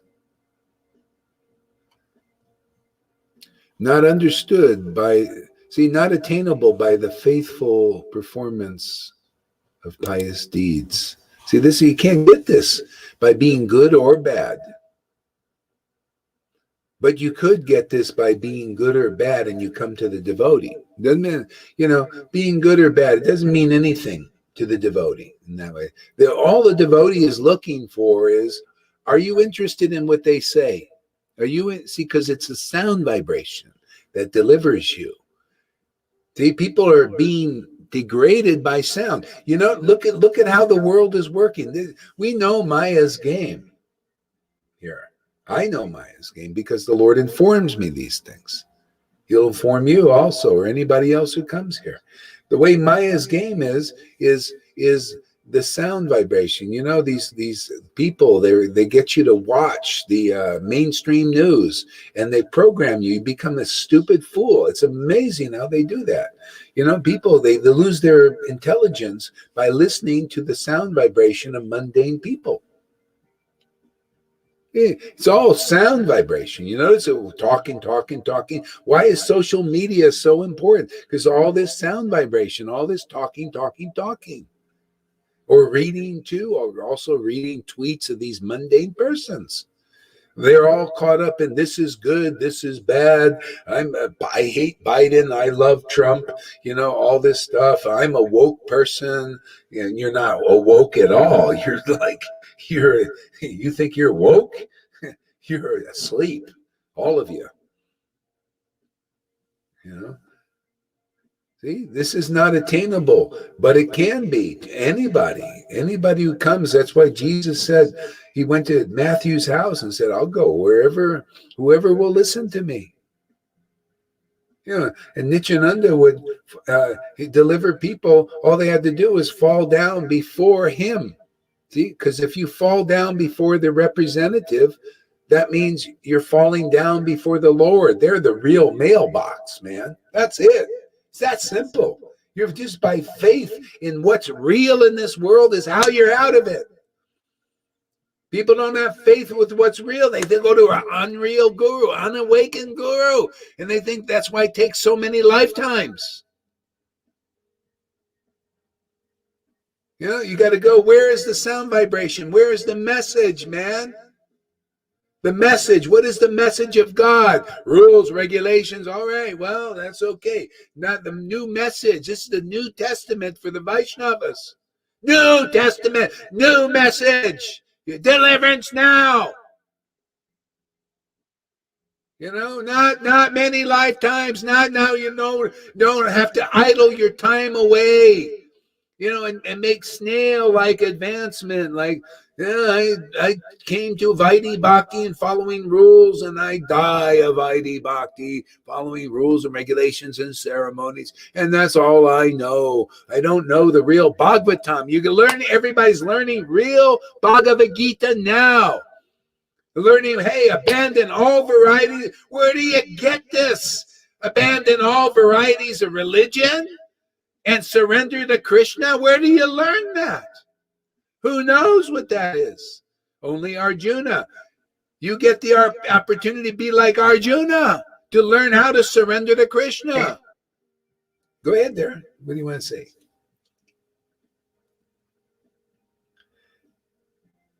Oh, you're muted. You're muted.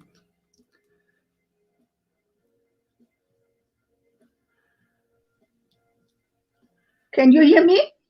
Now I can, yes. Okay. I just wanted to say I never understood what that meant. To give up all. Yeah, I didn't understand it. It was always, like breaking my head. What does it mean?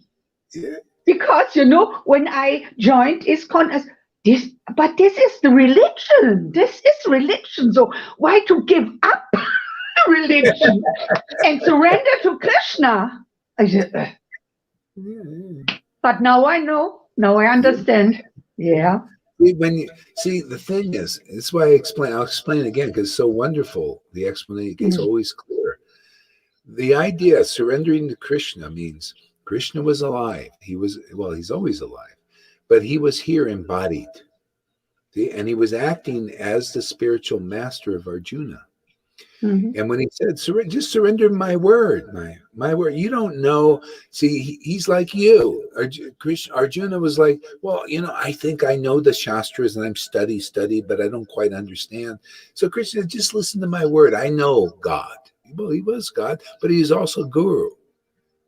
He's representing, they start the line. He said, so just listen to my word, man. Forget about what you think you know and everything. Krishna was the power, and he was acting like Guru, who's empowered by the power. Okay, same thing. Just listen to my word, and that's how you abandon all the rules. You don't need it anymore. And then Arjuna says, God, you're right. God, I feel a different kind of purification. I'm listening to your word, and my ears are like tongues. Now I'm getting a real understanding. Only because now I know what Jesus is saying. Only the Father knows the Son, and the Son knows the Father, and the Son can reveal the Father to whom he chooses. See, you're chosen in that way because, now my understanding is opening because you're listening like a real disciple listens. Now you're an example of the truth, and by being a disciple. And then all of a sudden, I don't need these rules to purify. All I need to do is sit before a real Vaishnava, a real guru, and empowered by Krishna, and listen to that word, and then everything is accomplished. Yes. Yeah, Bhakti Vinod said the same thing. I don't want to follow all these rules and regulations, but I know I'll attain perfection sitting at the feet of a Vaishnava and just hear from them. Hear that vibration. See, this is the conclusive truth in all the books.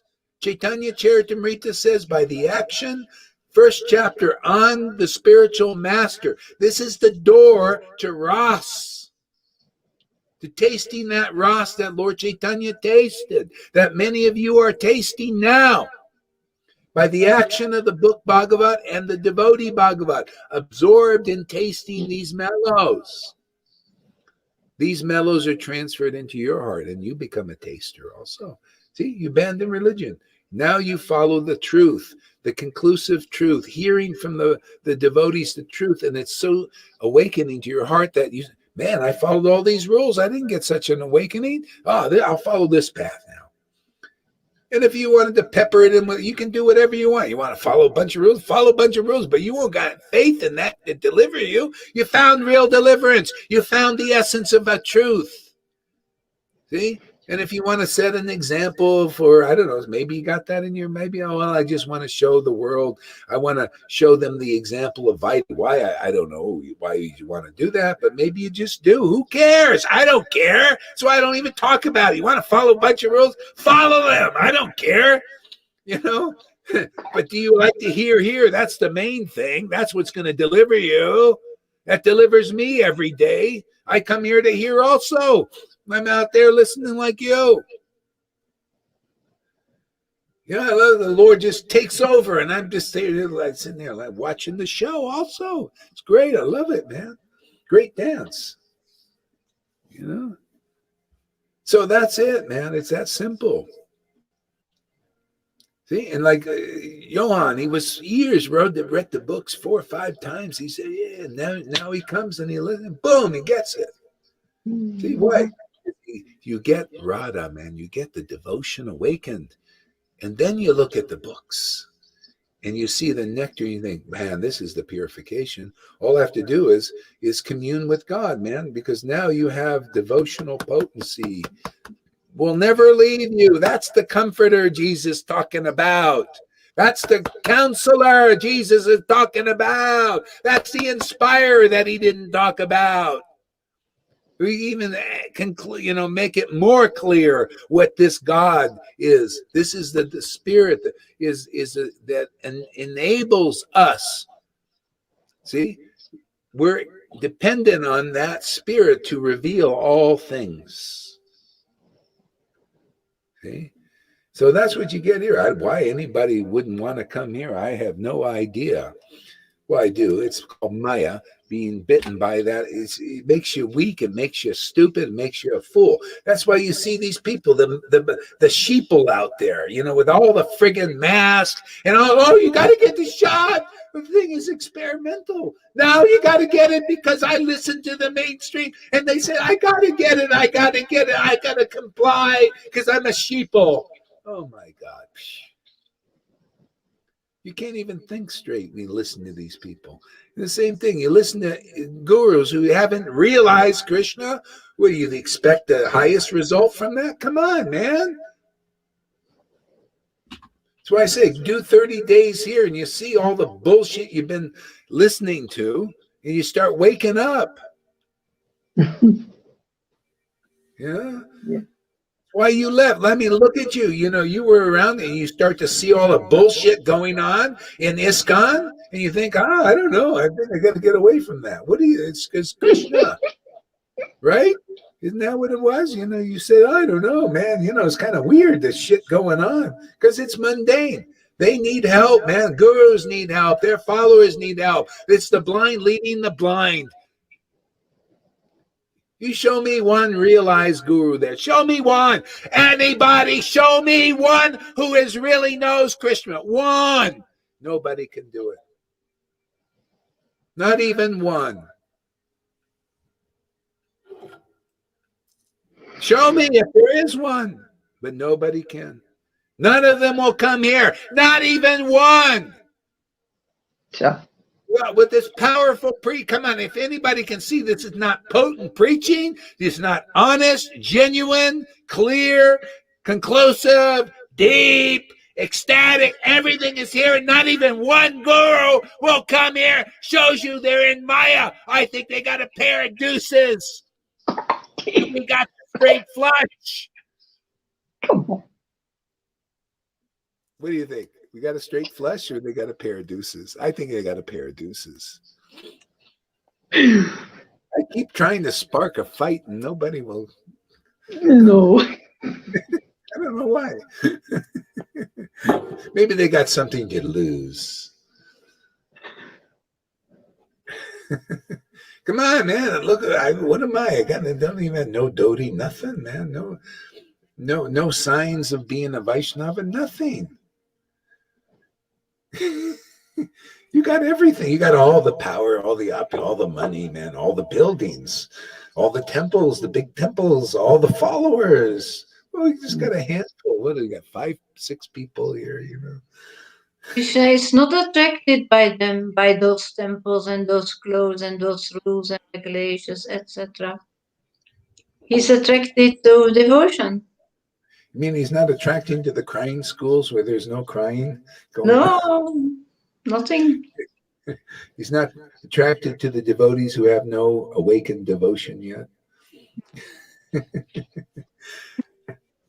Yeah. Hmm.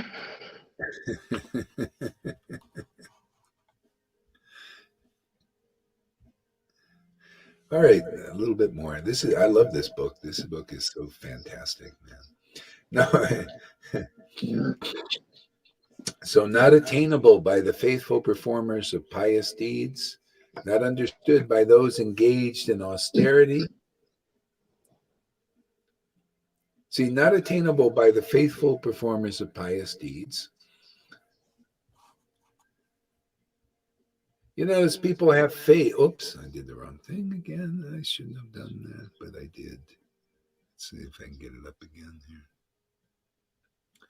Okay.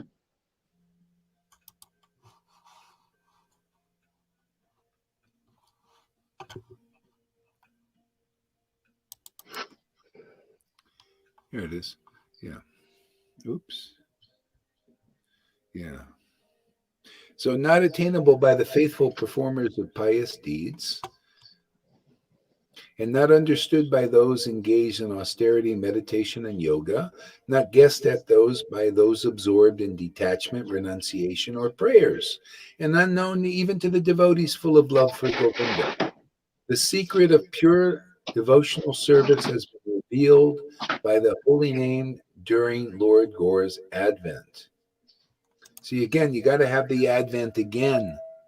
Otherwise, people, look, they're doing the prayers, they're doing the pious deeds, they're doing the yogas, they're doing the austerities, they're doing the renunciations in religion.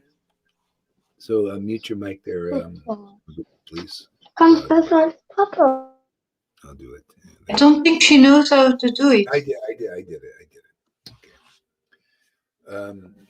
Not guessed at by these things. Nobody knows what this is until the advent of Lord Chaitanya and the holy name. See, the holy name was there. People saying Krishna, Krishna, Krishna, just like now, Krishna, Krishna, Krishna, Krishna, right?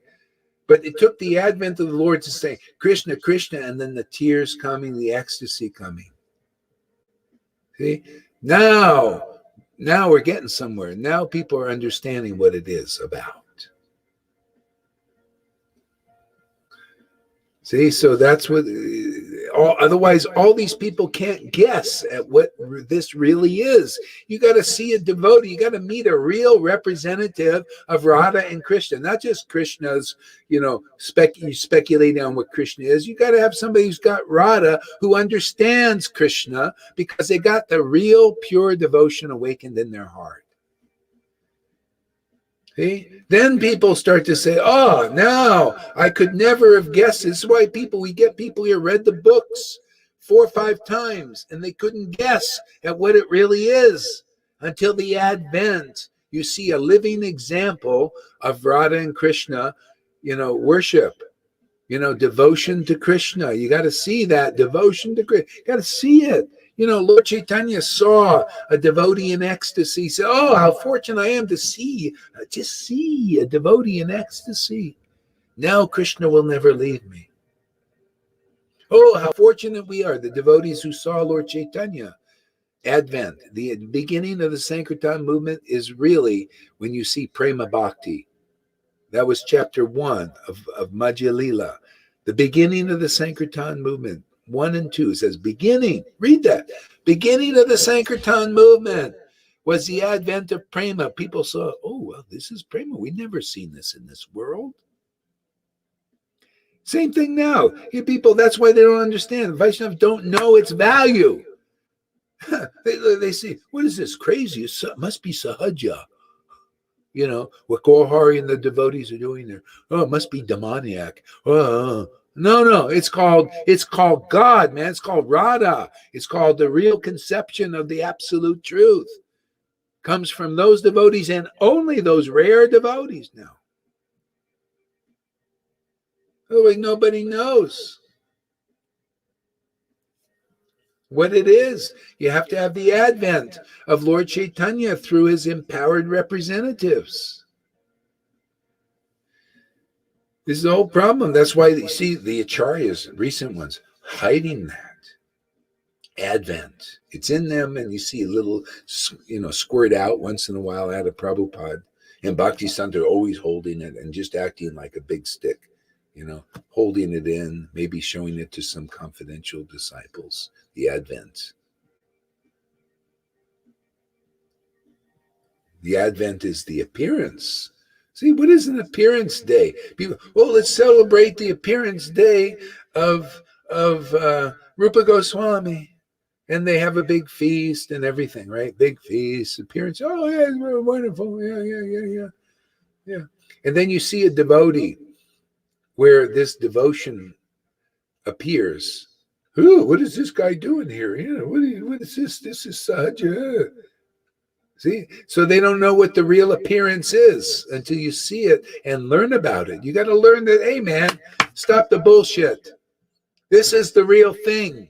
This is its quality. Can't you read in a book?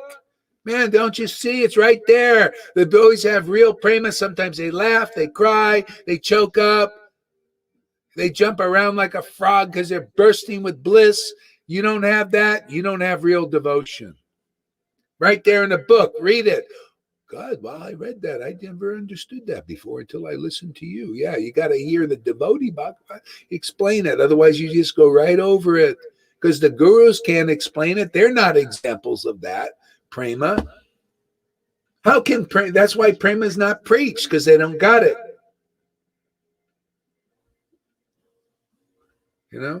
Or like, with the recent real charge, they had it. We know that. But they didn't preach it because it wasn't time. It was a Moses time. Follow the rules, regularly, build the temples. And now's the time to get the good news. You ready for the good news? Man, this is better than good. Transcendental news. You ready for that?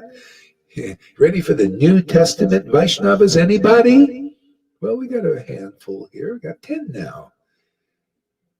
Yeah, I love everyday transcendental news, man. It's all in the books. I just do what Jesus did. I do what his disciples, really, the empowered ones, do. They pick up these verses and they make them sing.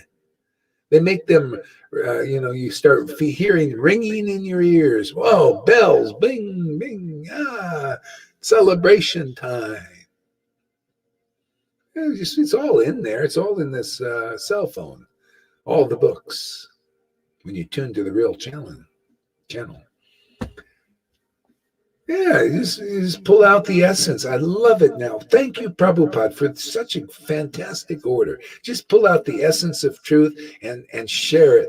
Just throw it around. Throw that mercy all over the place. It'll stick somewhere. Like Nityananda threw the mercy around, threw the rice. It was in the form of rice. He threw the mercy around, and a little piece stuck on the Dwait, and he started dancing. Yeah, that's what he's just throwing that around, man. Throwing these verses around, man. Throwing the realization, the revelation, and the bhakti around. Just throwing it, it'll stick somewhere. Stuck on Lalita, sticking on Shamaguri. Just throw it around, man. I'm not, just win, lose, you lose a few, win a few. Some people, I don't like Gohari anymore. I think Prabhupada's preaching is better, the rules, the regulations. I'm going to go back to, okay, yeah, whatever, man. This will stick to somebody. You can't get it off. They don't see the double bottom of Prabhupada's preaching. They don't see the double bottom in his books. The double what? The double line, the double meanings.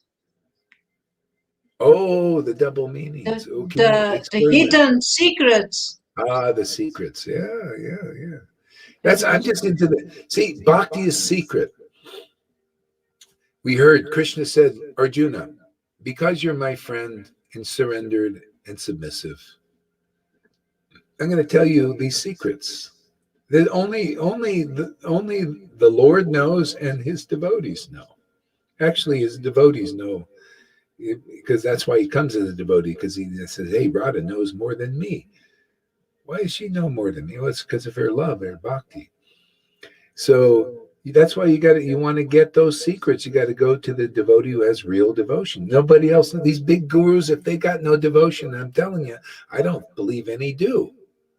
If they do, they will love this preaching. They'll say, boy, that's really interesting, but they don't. They don't even say it. They don't have any good word about it.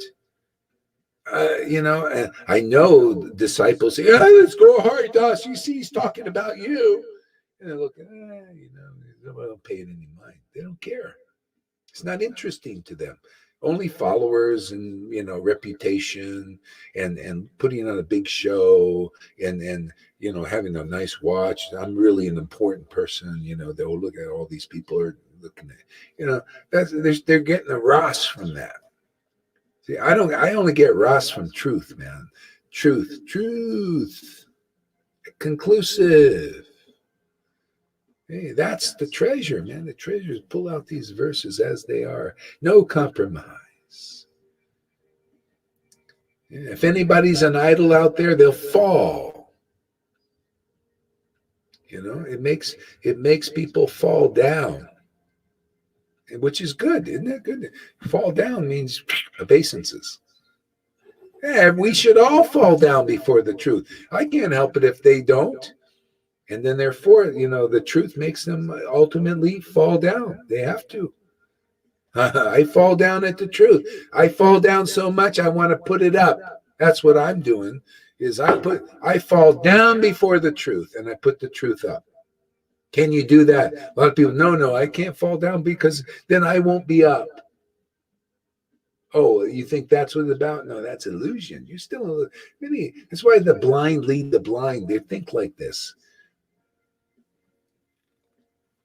Yeah, I don't know. Well, if I fall down before the truth, I'm going to lose my position. Well, a position not based on conclusive truth is no position at all. That's how I feel. It's like, let us all, be where we really are.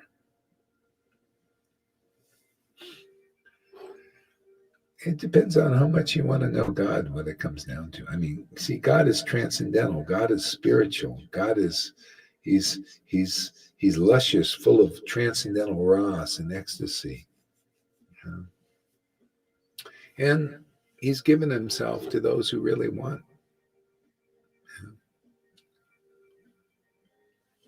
Yeah.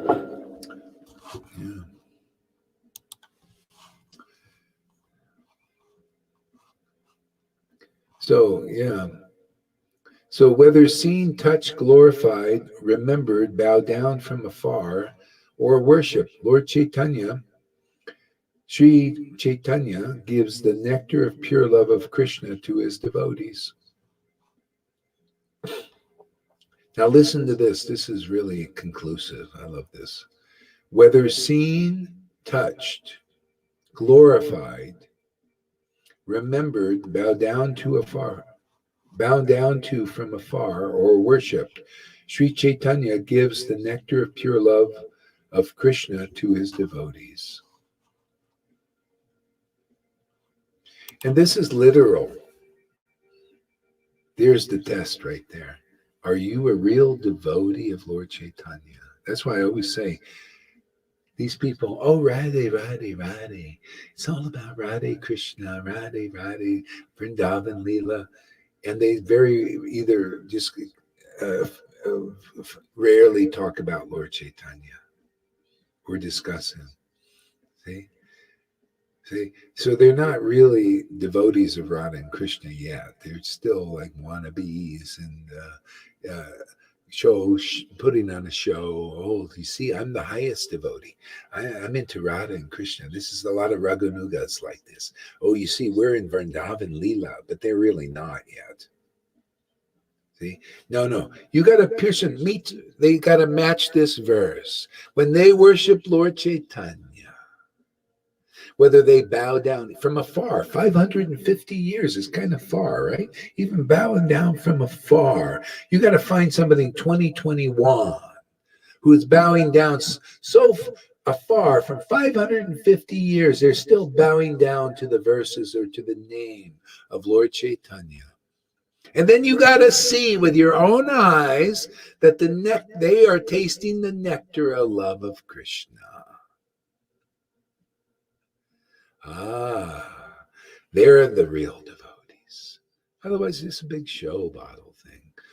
Hare Krishna, Hare Krishna, Jai Shri Krishna Chaitanya, and the eyes remain dry, and no holy laughter, and no all these expressive, amazing, transcendental, uncommon symptoms never appear. Never, never. You show me one time and you've seen Radhanath even cry, or Jayapataka cry and laugh and all this stuff. Transcendental emotions. Show me one time. I've never seen it. Have you? Not even once. But then, according to this verse, are they real devotees? See, they have to be flooded sometimes with this bhakti, showing, proving to the world, proving to their disciples that they are real guru, man, that they are chosen, that they're real devotees, and they are the connection to Vrindavan, Leela, Radha, and Krishna, because they're flooded with this love. Now, am I explaining this verse right? Now you look at this verse, doesn't it make sense? What a real devotee is, what a real guru is, what the real door. You see why Jesus said, I'm the door? He was a living person, man. 11 people became saints because they went through that door. The Pharisees didn't go through the door. They remained more or less like they were. See? Still mundane. But they became saints because they went through the door. The door is the devotee who has Radha and Krishna, a relationship with Radha you could see with your own eyes. Because they're flooded with love of Krishna, devotion to Krishna. The Lord came here. You notice he was more in the mood of Radha, devotion.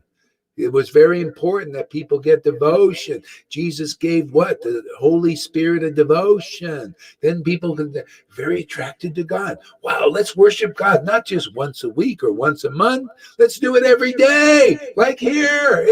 It's so attractive. It's so amazing. Every day, pull out these same truths that 515 years ago were relished. Prabodhananda has been waiting for us to relish these things that he wrote. You know, Prabhupada has just been waiting for us to relish what he wrote. He was glorifying. All the acharyas underlying their rule and regulation preaching.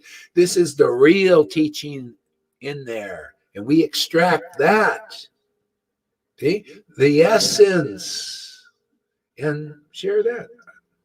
I got the order of Prabhupada to do this. I got the blessing of Krishna to do that. Therefore, I, with gusto, no holding back, no compromise. You don't like it? Too bad. I can name names even. Oh, boy, I'll name them all. Like I just follow my Lord. He named names. Oh, that Prabodhan, that Prabodhan Saraswati, you know, he was a Mayavadi. Oh, you know what he did? He's against the form of the Lord. And Devananda Pandit. See, name names. I also name names. If my Lord names names at this kind of preaching, we got to do the same. But does this have the same result as a fault finder? No, different result. We remove the faults. See? Just take it out, pluck them out. See, that those faults cause you to fall into the darkness. You know, a fault when with earthquake, it makes a fault and you fall down into the dark. We remove the faults. We just shore them up. People are falling. They're all falling into the darkness. That's the problem. So we just shore up the fault, and you walk on solid ground. Solid ground is conclusive truth, man. Can you withstand that? Any guru out there, if you can withstand this preaching, you're bona fide. And that includes Gore. If he can't withstand it, he's in the crack, man.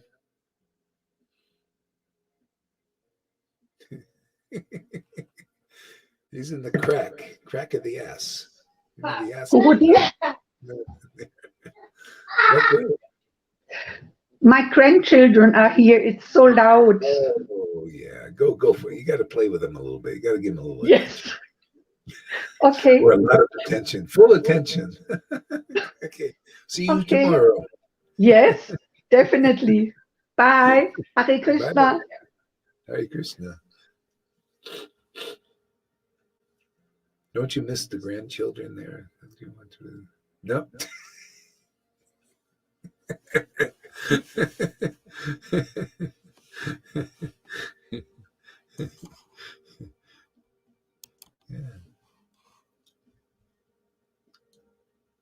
Yeah, I love this.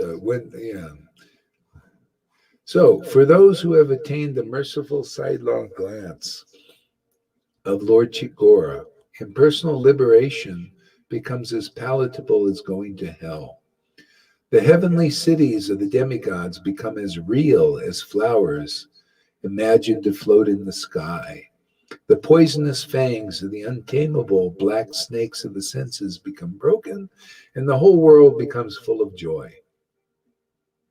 And Brahma, Indra, and all the great demigods become like tiny insects.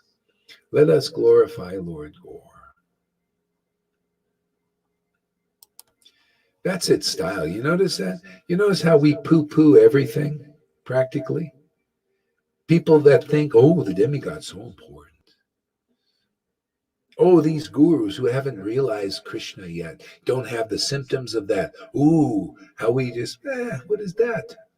This is the mercy of Lord Chaitanya. Become like that. You realize, hey, man, this is real. The Lord came to give the ultimate reality. Why be concerned about anything else? Why just be practicing being a guru, practicing being a devotee when you can have the real thing? You can have love of Radha and Krishna now. This is why this is the mercy of Lord Chaitanya. You just start to think like, hey, man, this is the greatest thing in the world. Why is anybody going after all this diddly squat, all this chunk change? Rules, regulated. Come on, the mercy's here. We've been ordered by Prabhupada to give out the mercy. Krishna said, yes, because of your guru, you're getting my darshan. And everybody is getting it now.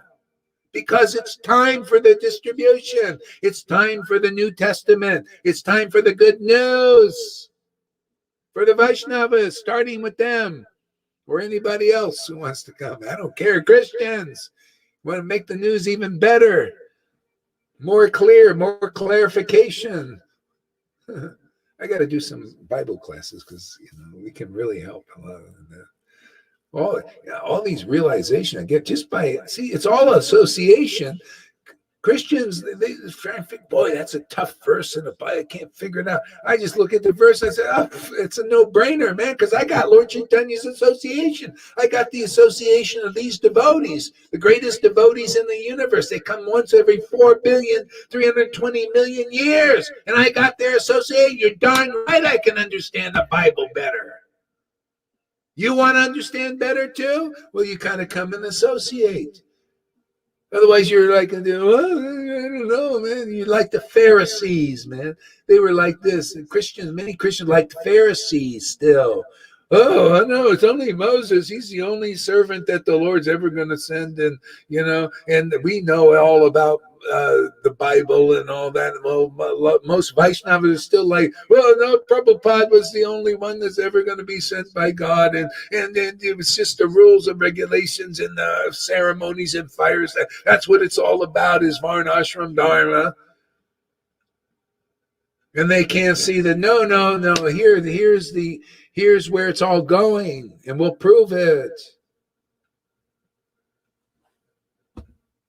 Okay. Yeah, take out the essence now. Man, look at these verses, make them sing, what is it? What is the proper conclusion, proper understanding? Where have you been, Tom? You've been hiding there.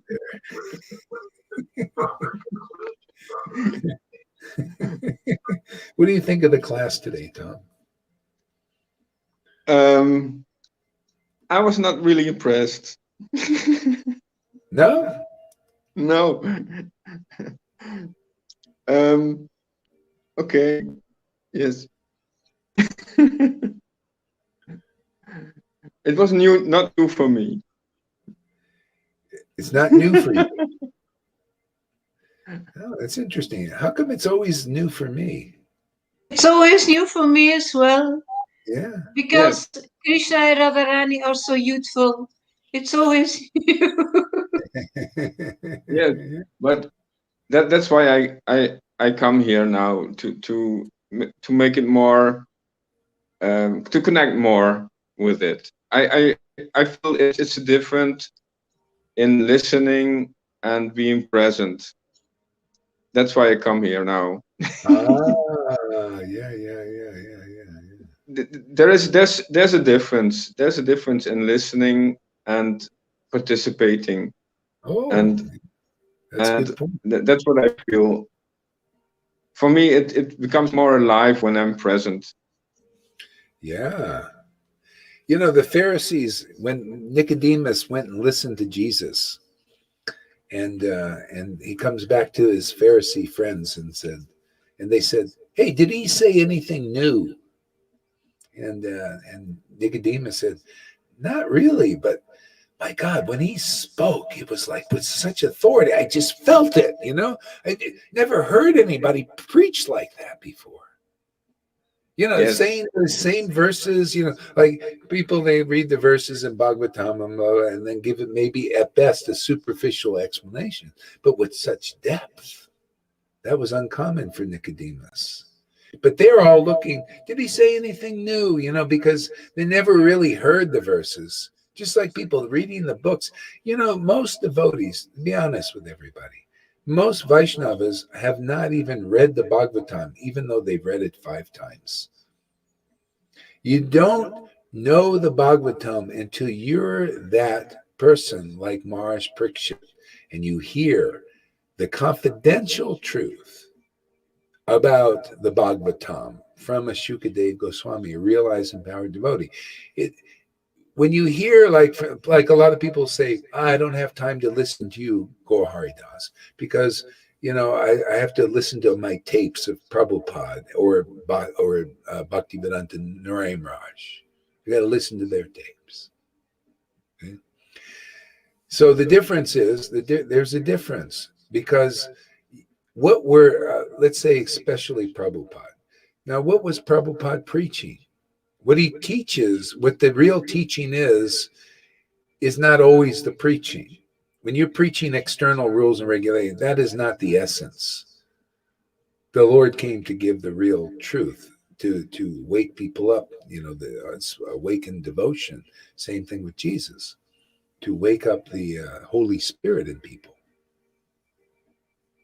See, that's so most persons don't understand the Bhagavatam. So they didn't hear the preaching, say they were initiated by Prabhupada, but they didn't hear this preaching. This is for now. Okay? And especially the ones who came after Prabhupada, they're not hearing from their gurus because their gurus haven't really heard it. So the gurus even have to be like Maharaj Parikshit and hear from an empowered devotee the confidential conclusion of Bhagavatam. So you always got to hear it. Yeah, and then you get it.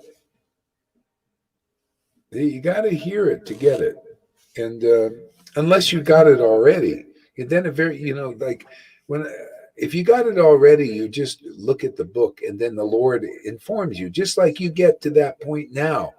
Here, by being awakened, then you also can look at the scriptures and chant the verses or chant the names, and the Lord starts working with you. You start developing your personal relationship, direct relationship with Krishna. That's what it's all about here. You're coming here and to awaken your direct relationship with Krishna, where he's intimately dealing with you. That's the good news for the Vaishnavas. You want that? Why wouldn't you want that?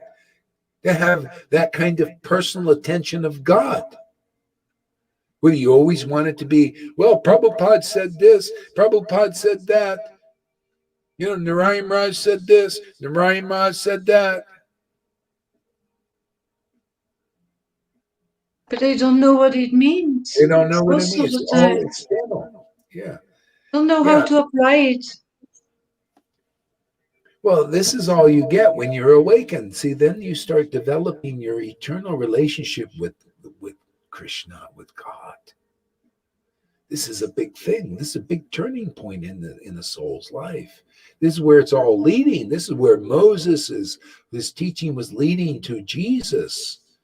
You know, so that you have the awakening of the Holy Spirit. Now Christians could use this shiksha. Why? Because Lord Chaitanya came. Sometimes the Lord jumps around. There's a reason. All of this going on now, where we have planes and trains and transportation, is all to bring it together. Where all the devotees come together and share what they've ascertained about the absolute truth. This is being broad-minded. This is when you're an acharya, man, you can do that, man, because you're not sectarian. We bring it all together, man. If you're an acharya, you can't do that. You think, oh, well, Krishna said this, and you can't draw from the Bible, and you cannot draw from any real devotees. You can, you got an acharya thinks like God. Literally, they're broad-minded. They know, hey, man, my Lord, I don't know about your lords out there. My Lord, he only loves devotion. And I teach my students like that. That's why you see, Johann says, oh, look, this person was a devotee. He was of Jesus. But you could see the devotion there. That's the way my Lord thinks. He thinks like Johann. Johann thinks like him. This is the kind of training we do here. What goes are training people like that to know what God knows and like what God likes and know what God loves. He only cares about devotion, pure devotion, because that's the only thing that reveals the essence of everything. You tell me a better conclusion than that. That's why the Lord, that's why I just pull the Lord's conclusions. I love these. And Lord Chaitanya says, devotion to Krishna will remain with you eternally. Everything else is fleeting. Knowledge even is fleeting. But devotion to Radha and Krishna will remain with you forever. That means the word that comes from that also. The word is Krishna. The conclusive understanding will remain with you forever. You'll always be a devotee of Krishna. That conclusion will never leave you. But these conclusions, I'm a devotee of my wife and my husband and all that. Are they real devotees? No. Well, that's going to leave you. All these speculations will leave you because they're not of concern to Radha or Krishna. You got to get on their page, man. And that's what we teach, how to get on Radha and Krishna's page here. I know you've heard all about this, Tom. This is old news for you. It's a new news to me. I experienced the difference in listening from a distance and listening while participating. Oh, and wow. for me that's it has a more taste, more ruchi, more quality. Well, now I can feel a lot more when I'm in this position. That's a good example for those people out there that are just watching. Yeah. Yeah. This is the real meaning of association, also to come closer and to really That's what become engaged and dive into it and not keeping distance. Yeah. See, they're waiting for your example to learn this, discover, then they'll come more. But that's the idea. You guys, you want to really get it, start coming, participating, man. Come in the fire, jump in the fire. Yes. And I'm more and more learning the timing also. When is the time to jump or to jump into, to dive into? And that's, I'm very happy with that, just to have a sense of that timing. Yes. Oh, good. Excellent.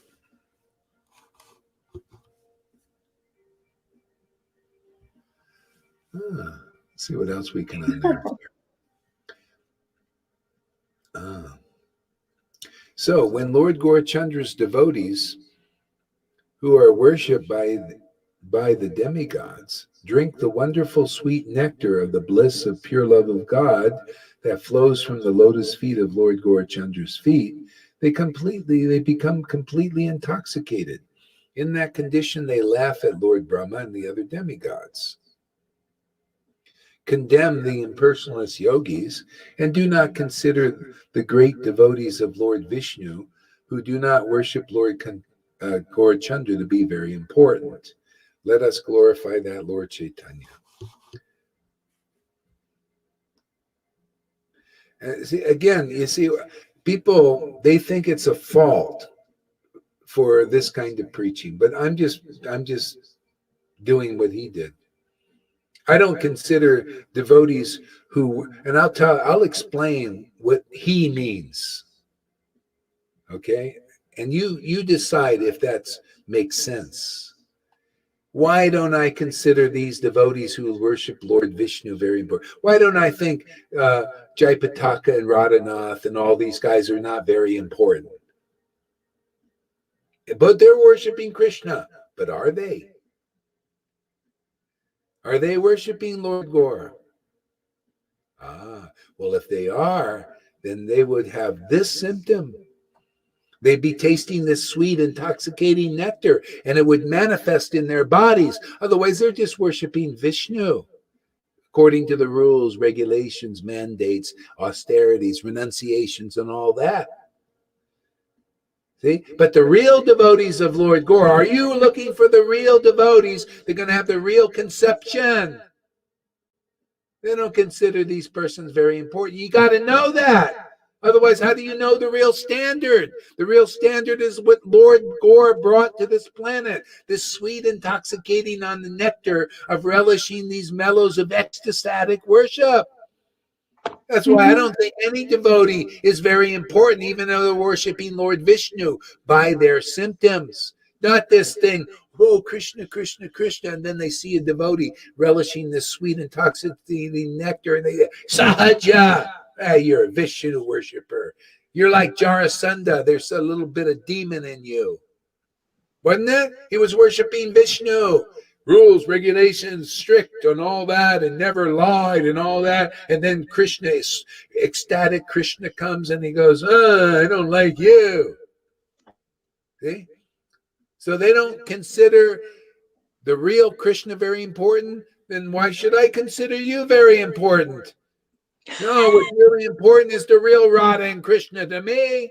There's real ecstasy and the real conclusion. That's most important to me. And I think if you don't think that's important, I don't consider you very important. That's my Lord's attitude towards you. And if that's too much for you, too bad. They are not connected to the branches of the true vine. That's the reason. That's why they are not worshipping Krishna. They are not connected to the real vine. They don't get there. They're still practicing, still trying to understand where is this Radha and Krishna? You know, they think, oh, well, maybe we got it in the knowledge in our studies and our renunciation, our austerities. And I just say, hey, man, you see, this is the real preaching. You don't got it if that's where you're looking. No, it's in the devotees who worship, who taste this sweet nectar and are intoxicated by Lord Chaitanya and relishing love of Radha and Krishna because they're real devotees of Lord Chaitanya. That's all here, man. That's what's manna. That's why this is uncommon, Sangha. You show me any other Sanghas like this. There ain't one, not even one. They're all practicing, all putting on a big show. Oh, you see our big sticks, we're big devotees. And what do I'm just why should I be any different than what Lord Chaitanya and his devotees really were 550 years ago? Proponents say, yeah, they don't, unless you're tasting this sweet, intoxicating nectar, the devotees of Lord Chaitanya don't think you're very important. That's pretty humbling. What? Our disciples think we're really important. I think we're really important, and you don't? Yeah, because that's the truth, man. You're not very important in the eyes, unless your eyes are rolling from this intoxication, and tears are squirting, and you're blowing your nose and wiping your tears every day. You're not very important to Lord Chaitanya. If that's too much for you, well, you and your disciples can be what you are. Who cares? What is that to me or my friends? You want to stay like that? No problem. But we'll always have to do our laundry here. You know, we have this is a product of tasting the sweet nectar of devotion, man. That's the real. You want the real thing? The real conception is taught here. The real ecstasy is taught and shown here. And if you're not of that standard, no big deal.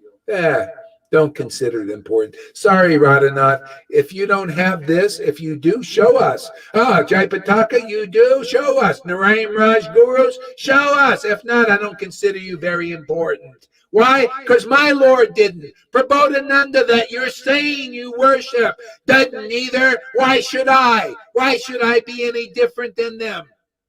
Why? The devotee Bhagavat is the verses in person in this world.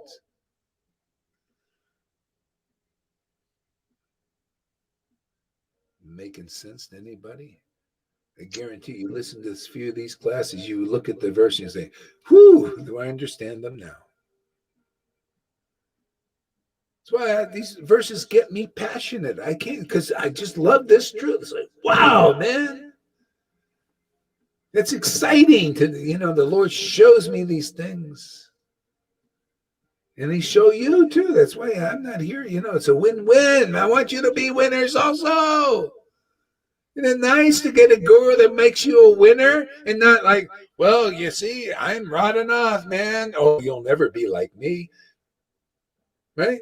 My disciples, they become like the guru, better even.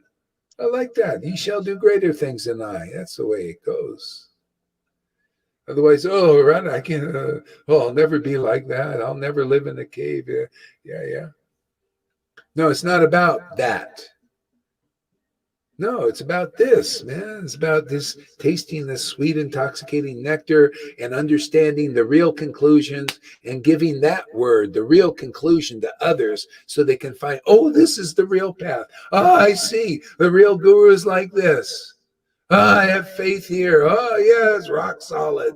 There you go. You're delivered. One down, a zillion more to go.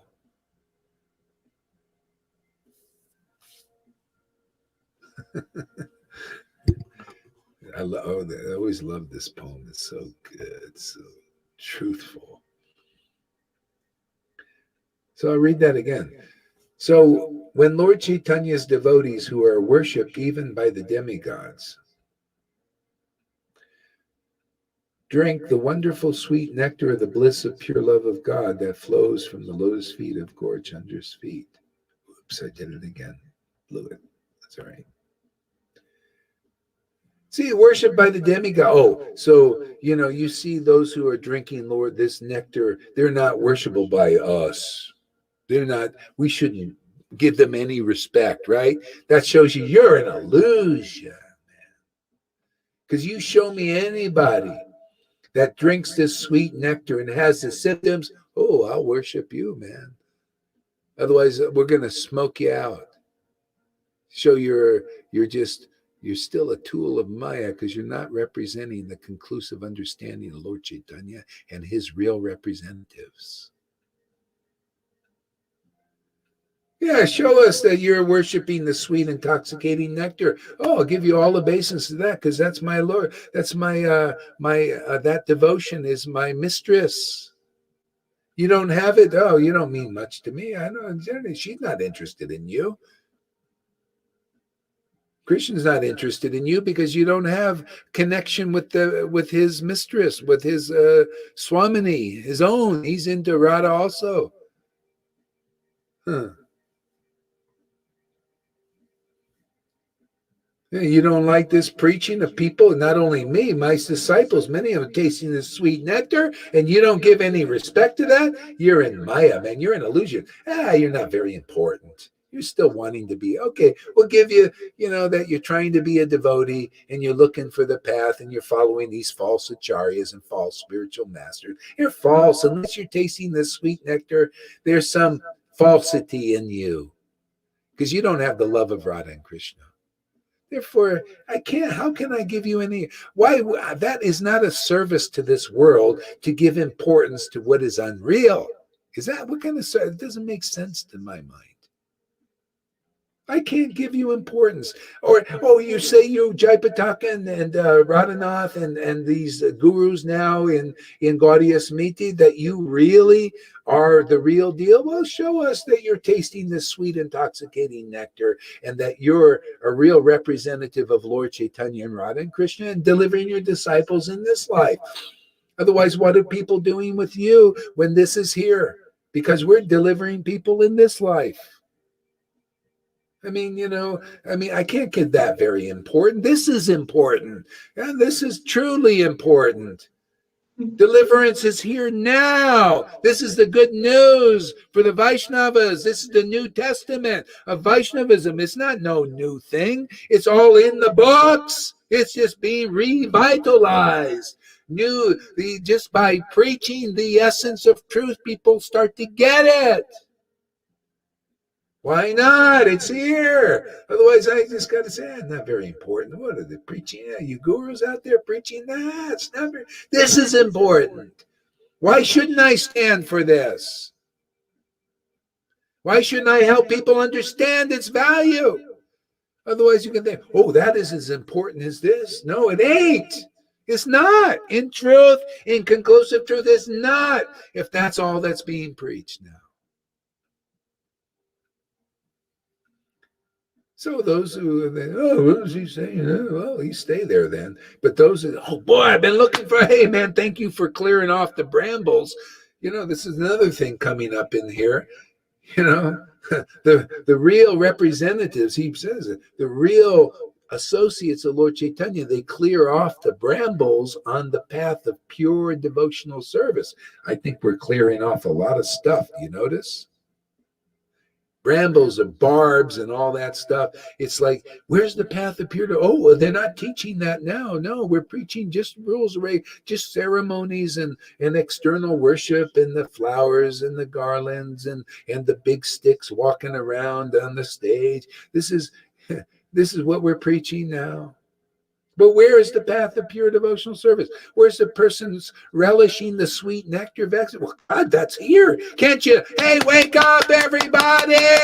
Look at the devotees relishing the sweet nectar. Can you hear? Can you see with your own eyes? Or are you owls out there?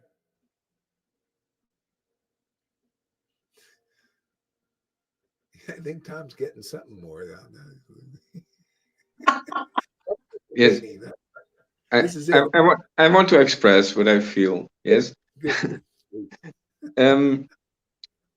So,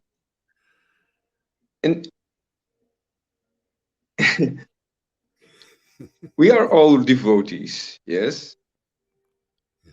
We are all devotees, and then we can say we are real devotees. Yes, but then there is the pure devotee. He is not mixed. Yes, and he is like condensed, like rock candy. Yes, he's condensed, and the difference between the pure devotee and the mixed devotee is very important. The mixed devotee, they have certain good things, yes. But they are demi, they are half, they are like the demigods, yeah. But there's a next stage, and that's from mixed to pure. That feels very whoa. There is really that's what you're teaching. The difference between Well, yeah. Well, actually, okay. Let's hone that down a little bit. Yeah. Okay. They call it an abbas devotee. They're a semblance of a devotee. They're like, see, devotee in its pure sense means pure devotion, prema. See, and that's in our hearts. And there's no mixture. When that awakens in the heart, there's no material reason about loving God. It's just like, oh God, you're so amazing, perfect. Oh wow, this is, see that, and that's latent in there. Now that may awaken, and still we have our habits, in the world, and um, what do you call, maybe beliefs of things like this. But this is this special grace of Lord Chaitanya and his devotees. It comes in this cyclic line when the Lord wants to revive this. He just awakens that in you. This is the secret teaching of the story of the Christ being born in the barn. See, with a bunch of beasts and animals. The same thing with Lord Chaitanya. He came to give this pure, awaken this pure love of God in even the lowest persons.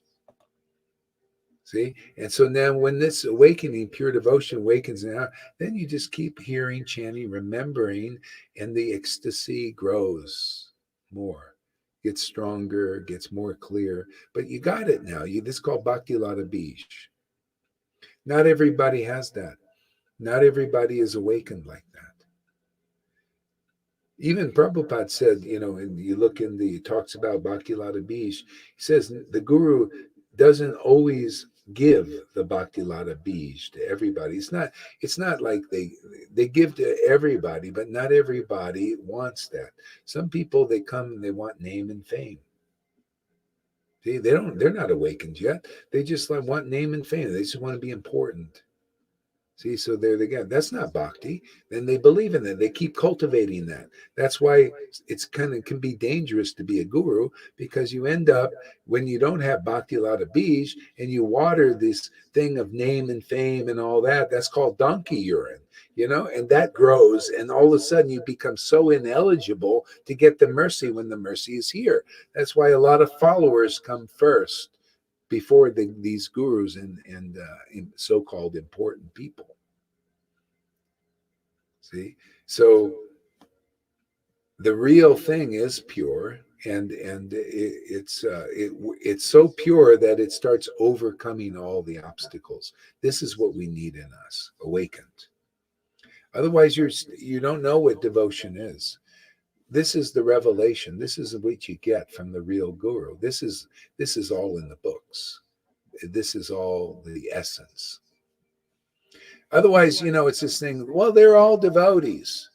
Well, you're still a non-devotee until real devotion awakens in you. This is why you can still be, there's a lot of people in Krishna consciousness that are still atheists. See, atheist is all. I mean, when you go into the deep part of the books, I'll prove it. Any up and down and around, you're still an atheist if you don't like devotion. And you say, "Well, no, I'm a devotee of Krishna." Oh, are you? Krishna what is this? Just a name for you, Krishna, right? No. Krishna is Radha and Krishna of Vrindavan, the twin divinities. See, do you like those who represent Radha and Krishna? If not, you're still an atheist. Jarasandha worshiped Vishnu, and he followed the rules and regulations of worshiping God, and he was still considered an atheist. This is in the book. Simply because he was against the true form of God, which is Satchidananda. So, okay, you're making some progress by believing in Krishna in name only, but you want to go deeper? Well, you believe in, it's up to the devotee. This is a chance. We're revealing Satchitananda on this planet now. Now! Not hiding Satchitananda. I'm sorry, I can't show you. This is too confidential. You can't see any Ananda. I'm sorry. No, we reveal then whoever wants to be delivered can. If you come here and say and develop faith, like, wow, man, this is rare. Wow, this is a new path. Oh God, everybody's doing this is positive, this is negative, this is positive thinking, this is negative thinking. Oh, this is rules and regulations and varnashram dharma. You're teaching the essence of everything. You're teaching, you're giving God in this world. Yeah. That's the whole point. We're grounding Satchitananda in this world now, preaching Satchitananda, the deepest conclusions that Lord Chaitanya preached that are in the book, preaching them out, pulling them out, extracting all of the gold, not giving you iron, not giving you silver, gold and platinum. That's these conceptions. That's this energy. That's this bhakti. You're getting all of this. You want to be a real devotee with real devotion? Well, that's here. Otherwise, you want to be in a boss? Go worship gurus that are not awakened, that are still blind themselves. Go in, go into the big shows, go do the big ceremonies. Yeah, you go take that conch with the water and wow, what a great pujari there. He's waving the conch with the water to Krishna, giving Krishna that. You come here, that conch will be your body and your eyes. Tears pouring out at the feet of Krishna. You want to do that? That's real, man. Real devotee, real devotion. Yeah.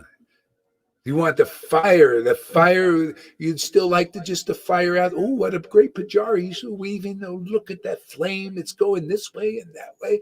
Wow, look at his technique. It's so nice. So he's sitting there very nicely in this nice dhoti. Boy, he looks illustrious and all that. Or you want your heart to be inflamed with bhakti, and your heart is that flame. Offered to the Lord looking for this kind of worship. You're longing for the Lord when you're chanting his name. Oh, you don't want to miss a second. Oh, so your heart is burning for that association with the Lord. You want that? Well, that's where you're. If not, go out there and practice. Go there, wave the thing and put the water in the conch and get the water. Oh, wow, the water fell on me. Boy, it feels so cool. Okay, that's fine. Go ahead, do that for a few more lifetimes until you see this come around again. Maybe you'll be ready for it. Maybe not. Maybe you go a few more. No wonder it says many lifetimes before you get this bhakti. You got to find first an authorized devotee, and then you got to find the ones that are distributing this. Because most people don't accept, right? Look it up. We got 8 people out of millions of devotees. We've been on Facebook. I've been on Facebook 22 years, 23 years now. Look, we got 8, 10, 20 people max. Shows you most don't want this. Do I stop preaching? No. If I get even 2 or 3, we got more than that now. Hey, man, another feather in Krishna's cap.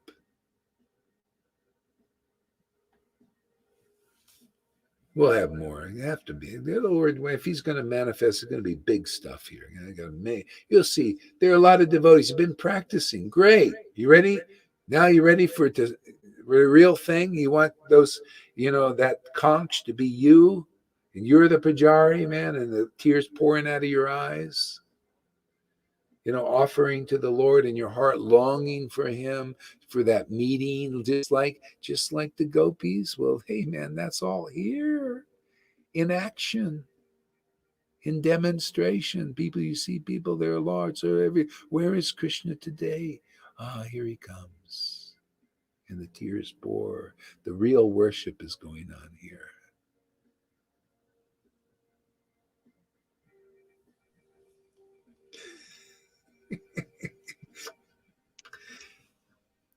So if someone believes in God and devotes their life to God and follows the rules and regulations, but don't understand ecstatic form of worship, they are atheists. Well, it's great that people are starting to worship, but look at the Pharisees. This is why preaching to Jesus is great. Look at the Pharisees. They were worshiping God, just like the Vaishnavas, right? Worshiping God. They were worshiping God and everything, and they were studying the scriptures, right? Just like the people in Vaishnavism, they're worshiping God, studying the scriptures.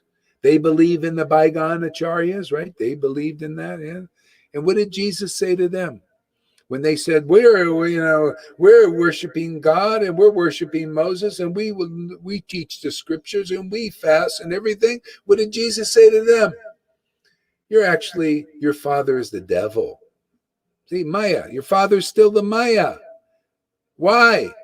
Because the person representing the Holy Spirit of devotion was there and they didn't like it. That's God. God is devotion. You're still an atheist until you love God. Simple. Okay, you're practicing not to be an atheist, but you're still just practicing until you demonstrate in the world the Lord sends his representative, the real guru, and you got to be the Bhagavatam example of a real disciple. They come, the Lord shows his real representative here with the real Satchidananda and the spirit of devotion, and you like it. You want it. You get purified enough to where you say, oh, Lord, thank you for coming to me through the guru. See? Otherwise, you're still against the Lord, still. Or you're not against him in his form as the rules and regulations, but that's mode of goodness. You're still against the true form of God. Satchidananda, Shuddha Bhakti. And so when the Lord's preaching that, not holding it back, now preaching it, showing it, teaching its glories above everything. Are you committed like that? I mean, do you start to see why that's what it's all about? To relish that glory and to preach its glories in this world? Do you have that realization? Well, if not, that's what we're about here. What do you think deliverance is? Deliverance is you're not here I'm not here to promote and to glorify, oh, these gurus in the mode of goodness, they're so fantastic. No, we're here. No, the gurus in Shuddha Bhakti are glorious. You have the symptoms of being in Shuddha Bhakti and being a Shuddha Bhakti, because that's all real devotees glorify. I don't glorify. Well, do you think, Prabhupada, why do you say, hey, look, my god brothers, or many of them are showing the symptoms of not being liberated, and they have these acharya plaques? What is this? This is hypocrisy. This is not real. What kind of acharya are they? Just with a plaque and a nice dhoti? They can't deliver anybody. That's why the Lord empowered him, because he's only worshipped Shuddha Bhakti. That's why the empowerment's here. I only worship Shuddha Bhaktas and Shuddha Bhakti wherever the symptoms are. Otherwise, what are you, a bluffer? Come on, man, show us. Are you bluffing or are you the real deal? I don't want to associate with Maya, with illusions, inconclusiveness. Yeah, that's why it's not easy to come here. People still, I don't know. I have faith in inconclusiveness. I have faith in illusions. I have faith that this person can be a guru, even though they don't have real bhakti and they never talk about it, they never show it, and we never have these discussions about it. Try to I'm still faithful in that. Well, fine, go ahead and stay, practice many lifetimes you want to practice. The reality here, highest truth distinguished from all levels of illusion. Even this Vishnu worship that's against Shuddha Bhakti. It's like, see all these examples. Daksha was one. He was against Shuddha Bhakti, wasn't he? And he was a Brahmin. He was worshiping God. He was worshiping Narayan. But he was against Shiva, who represents Shuddha Bhakti. He would laugh and cry in ecstasy, just like devotees here. They represent what Shiva represented.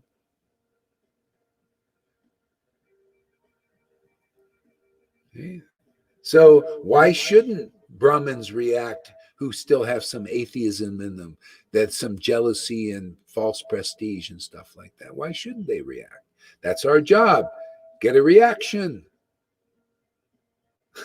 That's why Krishna, yeah, that's why Krishna jumped into the river and Kalya came out. See, it brings out the demoniac stuff, purifies. You notice it purified the river more. This is why we jump in. This preaching is like jumping into the Yamuna that's been a little, it's got contamination in there. Brings it out. Fights for a while with it. The people, were fighting. Krishna, could you imagine if Krishna didn't jump in that river? People wouldn't have known they've been poisoned. Same thing. There's always a little poison until you're a Shuddha Bhakta and empowered by Krishna. There's a little poison in there. So we bring it out, man. You just got to jump into the kata. See? Preach these deep conceptions. Yeah, and it brings out, you want to fight a little bit. All right, fight. Yeah, I like a good boxing match, man.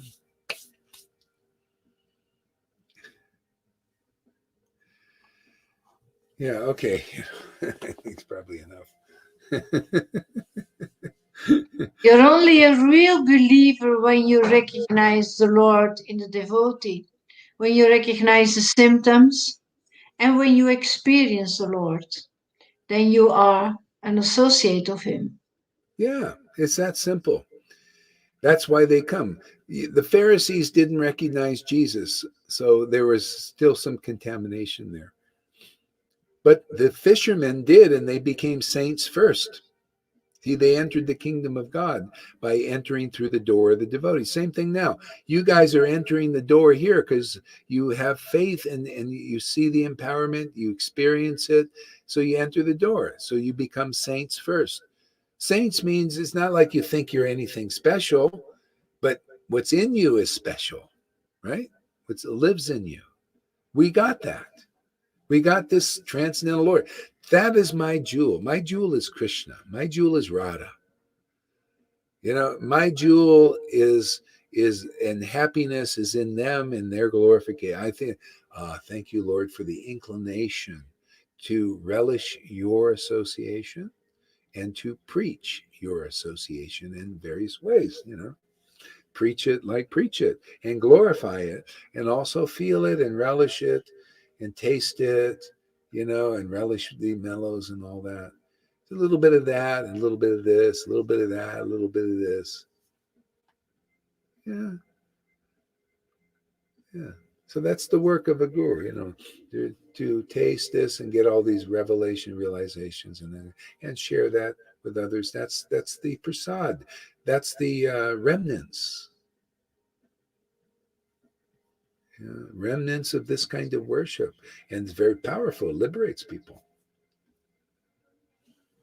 It'll, how many people they're faithful in gurus that have not been awakened yet like this, and you listen to this preaching, it can get you off that path and onto the real path. That's going to cut down your time, right? Otherwise, people spend their whole lives worshiping gurus. They haven't had awakening yet. They thought, well, the real guru has a big stick. A real guru has some rubber stamp from the group. They don't know what is a real guru. That's external, faulty understanding preached by these gurus. And you come here and say, no, the real guru is like you see, we show you. You see, real guru is in there. You see those symptoms here or not? You see these symptoms there or not? Now you learn to discriminate. Oh, that's not Shuddha Bhakti, and this is. Otherwise, nobody knows. You know how many Vaishnavas still don't know? They don't know. 50 years with Prabhupada's teaching, they still don't know what is Shuddha Bhakti. But you come here, people that never knew come here, and very quickly they understand, oh, Shuddha Bhakti, because you listen, you hear, it's already, this has been authorized. My Prabhupada told me, that's my approval. You're doing exactly what I want you to do. Do more of this. They just dump the whole thing on everybody. Dump real Krishna consciousness over them. But just, yeah, that's what you do, and that's what they are supposed to do. You go to a temple, you go to a guru to become conscious of Krishna, but it's not working. You need the devotion where we're here for that. Just like the Lord Chaitanya was in it. The real line is that. Ultimately is you got to see the devotion. And then you go through the, see, Prabhupada didn't show it, Bhaktisiddhanta, because his disciples weren't ready for the purification. And many still aren't. Because, devotion, it starts to cause this inner conflict with the false identity. See, you see this, it starts, that's why you see a lot of devotees, they look at this and they go insane. This is crazy. No, you're crazy. This is sanity. This is true sanity. Devotion to Krishna is true sanity. Otherwise, you're more or less insane. It's true. I mean, devotion to Krishna is the only real thing in this world, if you're lucky to ever see it. See? The real truth about everything is revealed in there. The truth about, see, all these tattvas come from devotion to Krishna. It's all written in by the previous acharyas who had devotion to Krishna. They teach you about Guru Tattva, right? Rasa Tattva and Maya Tattva. Okay, but you only will understand this by you got to come in line and face the real Guru and hear Guru Tattva. I'm not holding back what is Guru Tattva. I'm not holding back what is Maya Tattva. And not holding back what is Rasa Tattva. We're just here to teach all these truths.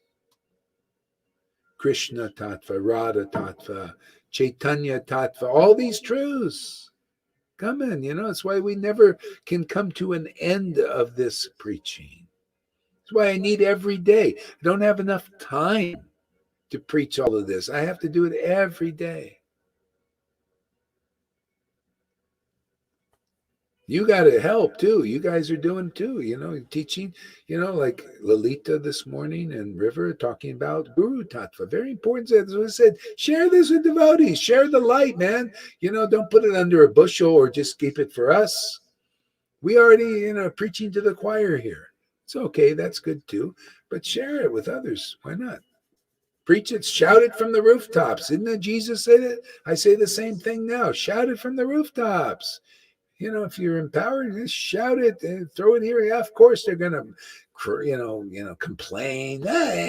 Complain. What is it? This never been done before. They shouldn't do that. What are you? They're only little children. They're not even awake. This part of their awakening is they're complaining. Throwing stuff and tomatoes and barfing on you and all that. This is the children. What do you expect children to do? They don't want to eat their spinach, right? I don't want to eat that. Take it anyway.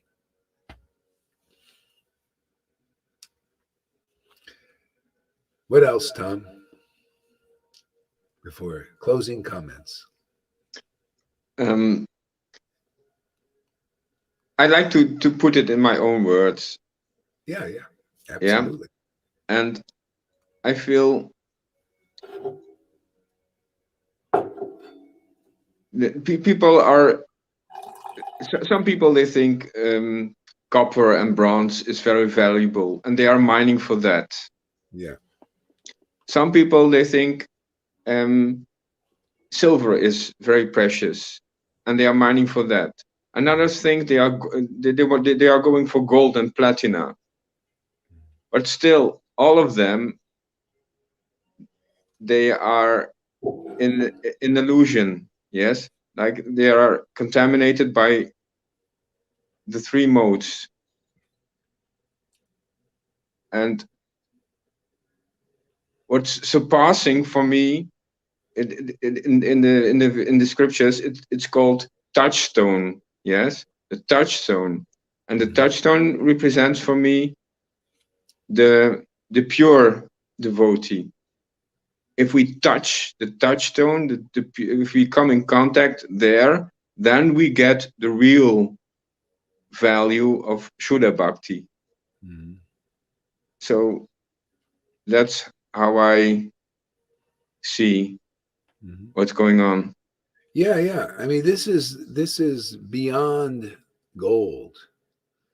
Beyond, it's the real precious, and gold comes and goes. It's just part of the earth. But this treasure, this gold, is golden. I mean, it's true. That's why the Lord was golden. His love is golden. This stays with us forever. Jesus said, this comforter will be with you forever.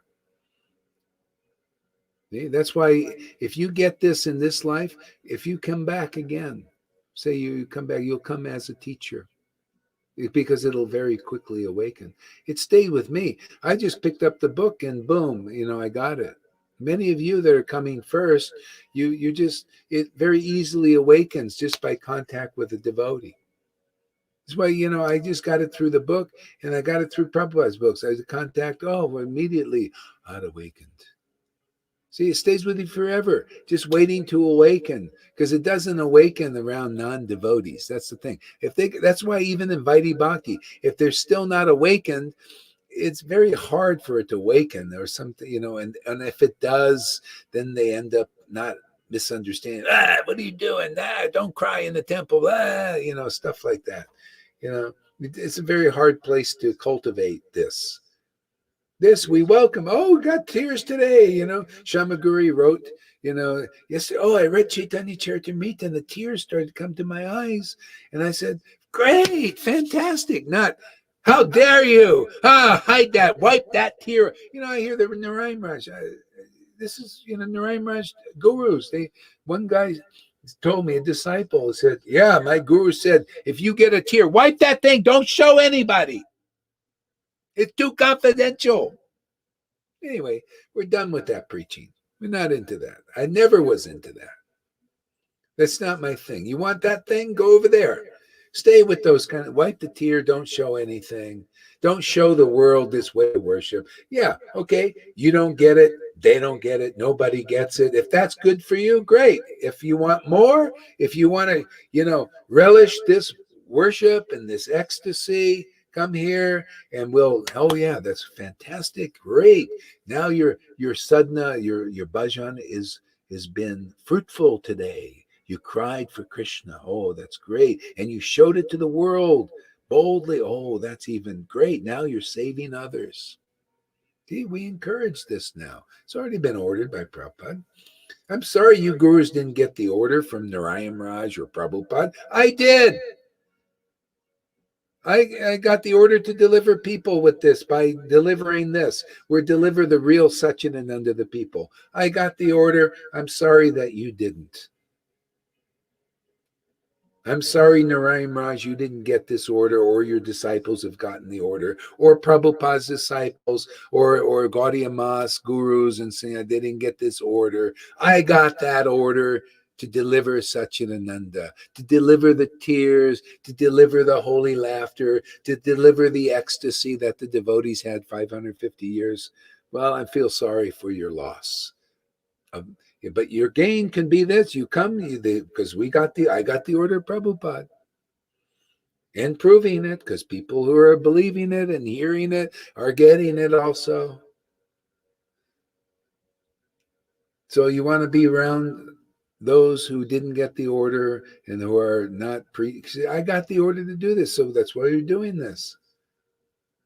You guys got the order to wipe the tear off. Okay, get a tear, wipe it off, don't show and look like you're holding back a dam. Okay, great. You got that order. Fine. I got this magnanimous order to give Lord Chaitanya and his ecstasy into this world.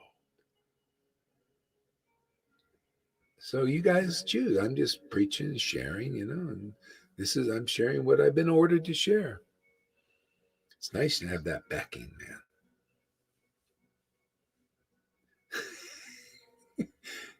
Now that's bona fide. See, I don't need. See, this is the thing. We just got to prove it.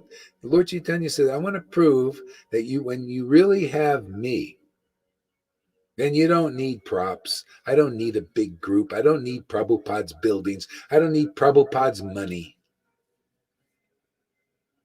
Just take his books. That's good.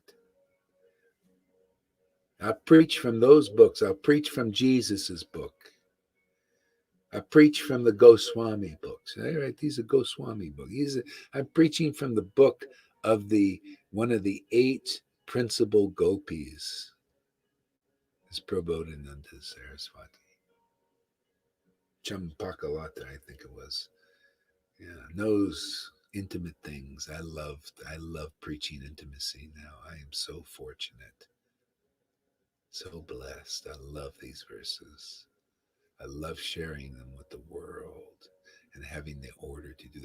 I tell you, man, this is a rare thing.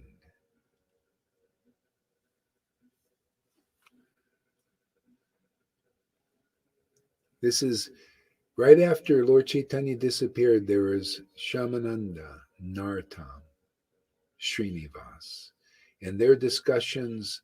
The author of the book, Bhakti Ratnakara, said, "Boy, what people would give to hear those confidential discussions."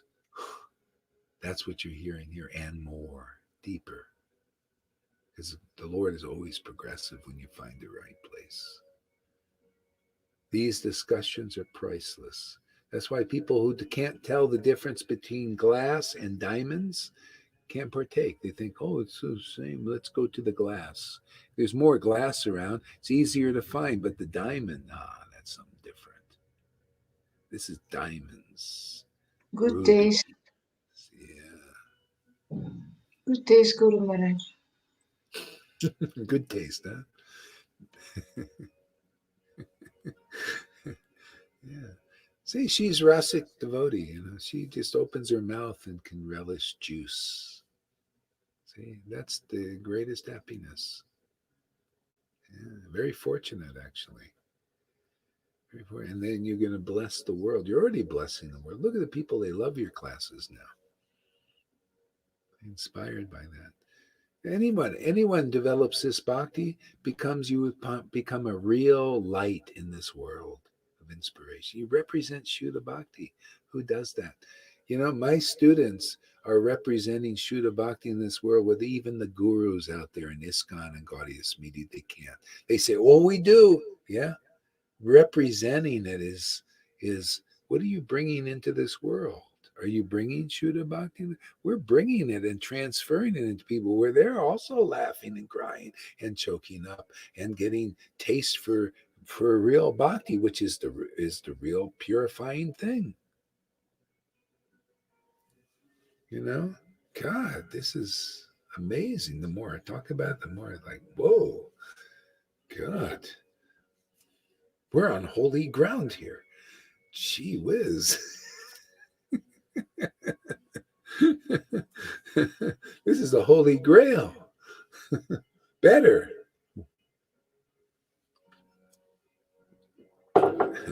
Okay, thank you very much, everybody. Let's go do our prescribed duties, whatever that is.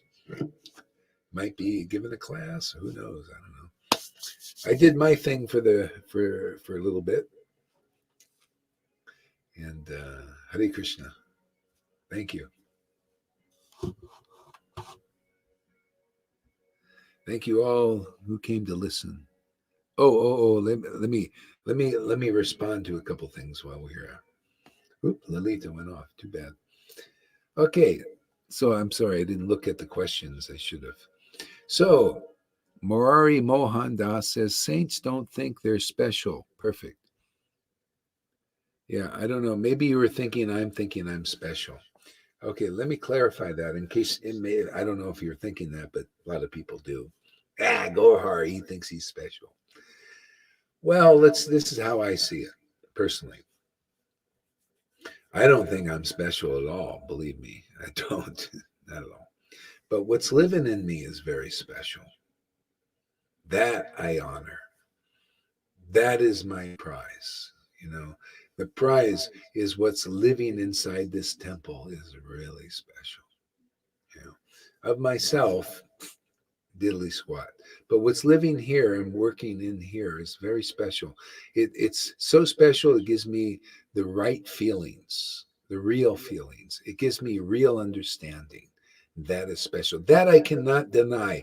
That is, I glorify that. I glorify the real conception of Krishna, that this feeling, this love, this devotion that awakens in my heart gives me to understand. That I consider special. And that's what I preach. Whether I now, if you think I'm considering myself special, I'm considering the self special. The self is devotion. The self is Krishna, the real conception of the Lord that devotion reveals. That is special, and that is what I preach. So hopefully that clarifies things. A lot of people, usually it's just projection. People, they just, oh, he thinks he's so special. No, I think Krishna's so special. And that's what I preach. Personally, I feel just like an ordinary, schmo. But this specialness you can have too, because this is how it's transferred. Those who have this prized possession can are given the responsibility to share it with others. Whoever will believe in their preaching and listen to their preaching and become purified will get this also. What I have, you get also.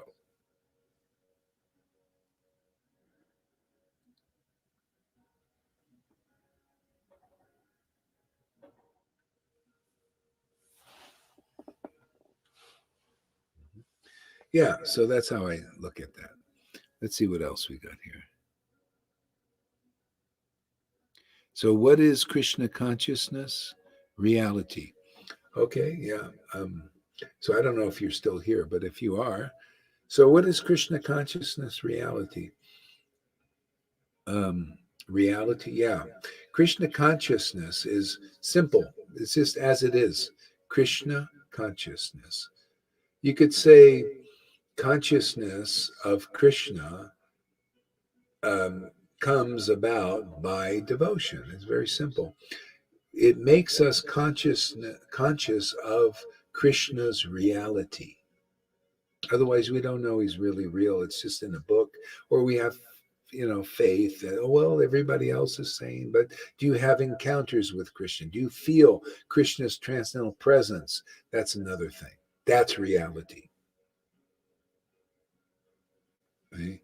So reality is to become conscious of Krishna. See, which you can only do through devotion, conscious of that reality. Oh, Krishna's real. Do you know Krishna's real, Tom, yet? He's the source of all sources. Yes. Feel it. Oh. Yes, I feel it. Yeah. See, that's it. See, that's the faith grows by encounter, real faith. That's why you got to be around devotees who are conscious of Krishna. See, I'm only conscious of Krishna when devotion awakens. Without devotion, Krishna is just a name or a word, or I have a kind of a blind belief. I believe, I believe these teachers because, or gurus or the scriptures. But this is an encounter. You want to encounter Krishna as he is, you need devotion because that draws the real Krishna to you. And then you get this, oh yeah, Krishna's real. Yeah, I can feel it. I can feel him. I can feel this reality. So anyway, that's like that. I don't listen to the altered Bible. The Romans would make Jesus say anything. Make Jesus say anything to get their agenda across. Yeah. Okay, we'll end here. Thank you very much, everybody. Hare Krishna. See you later.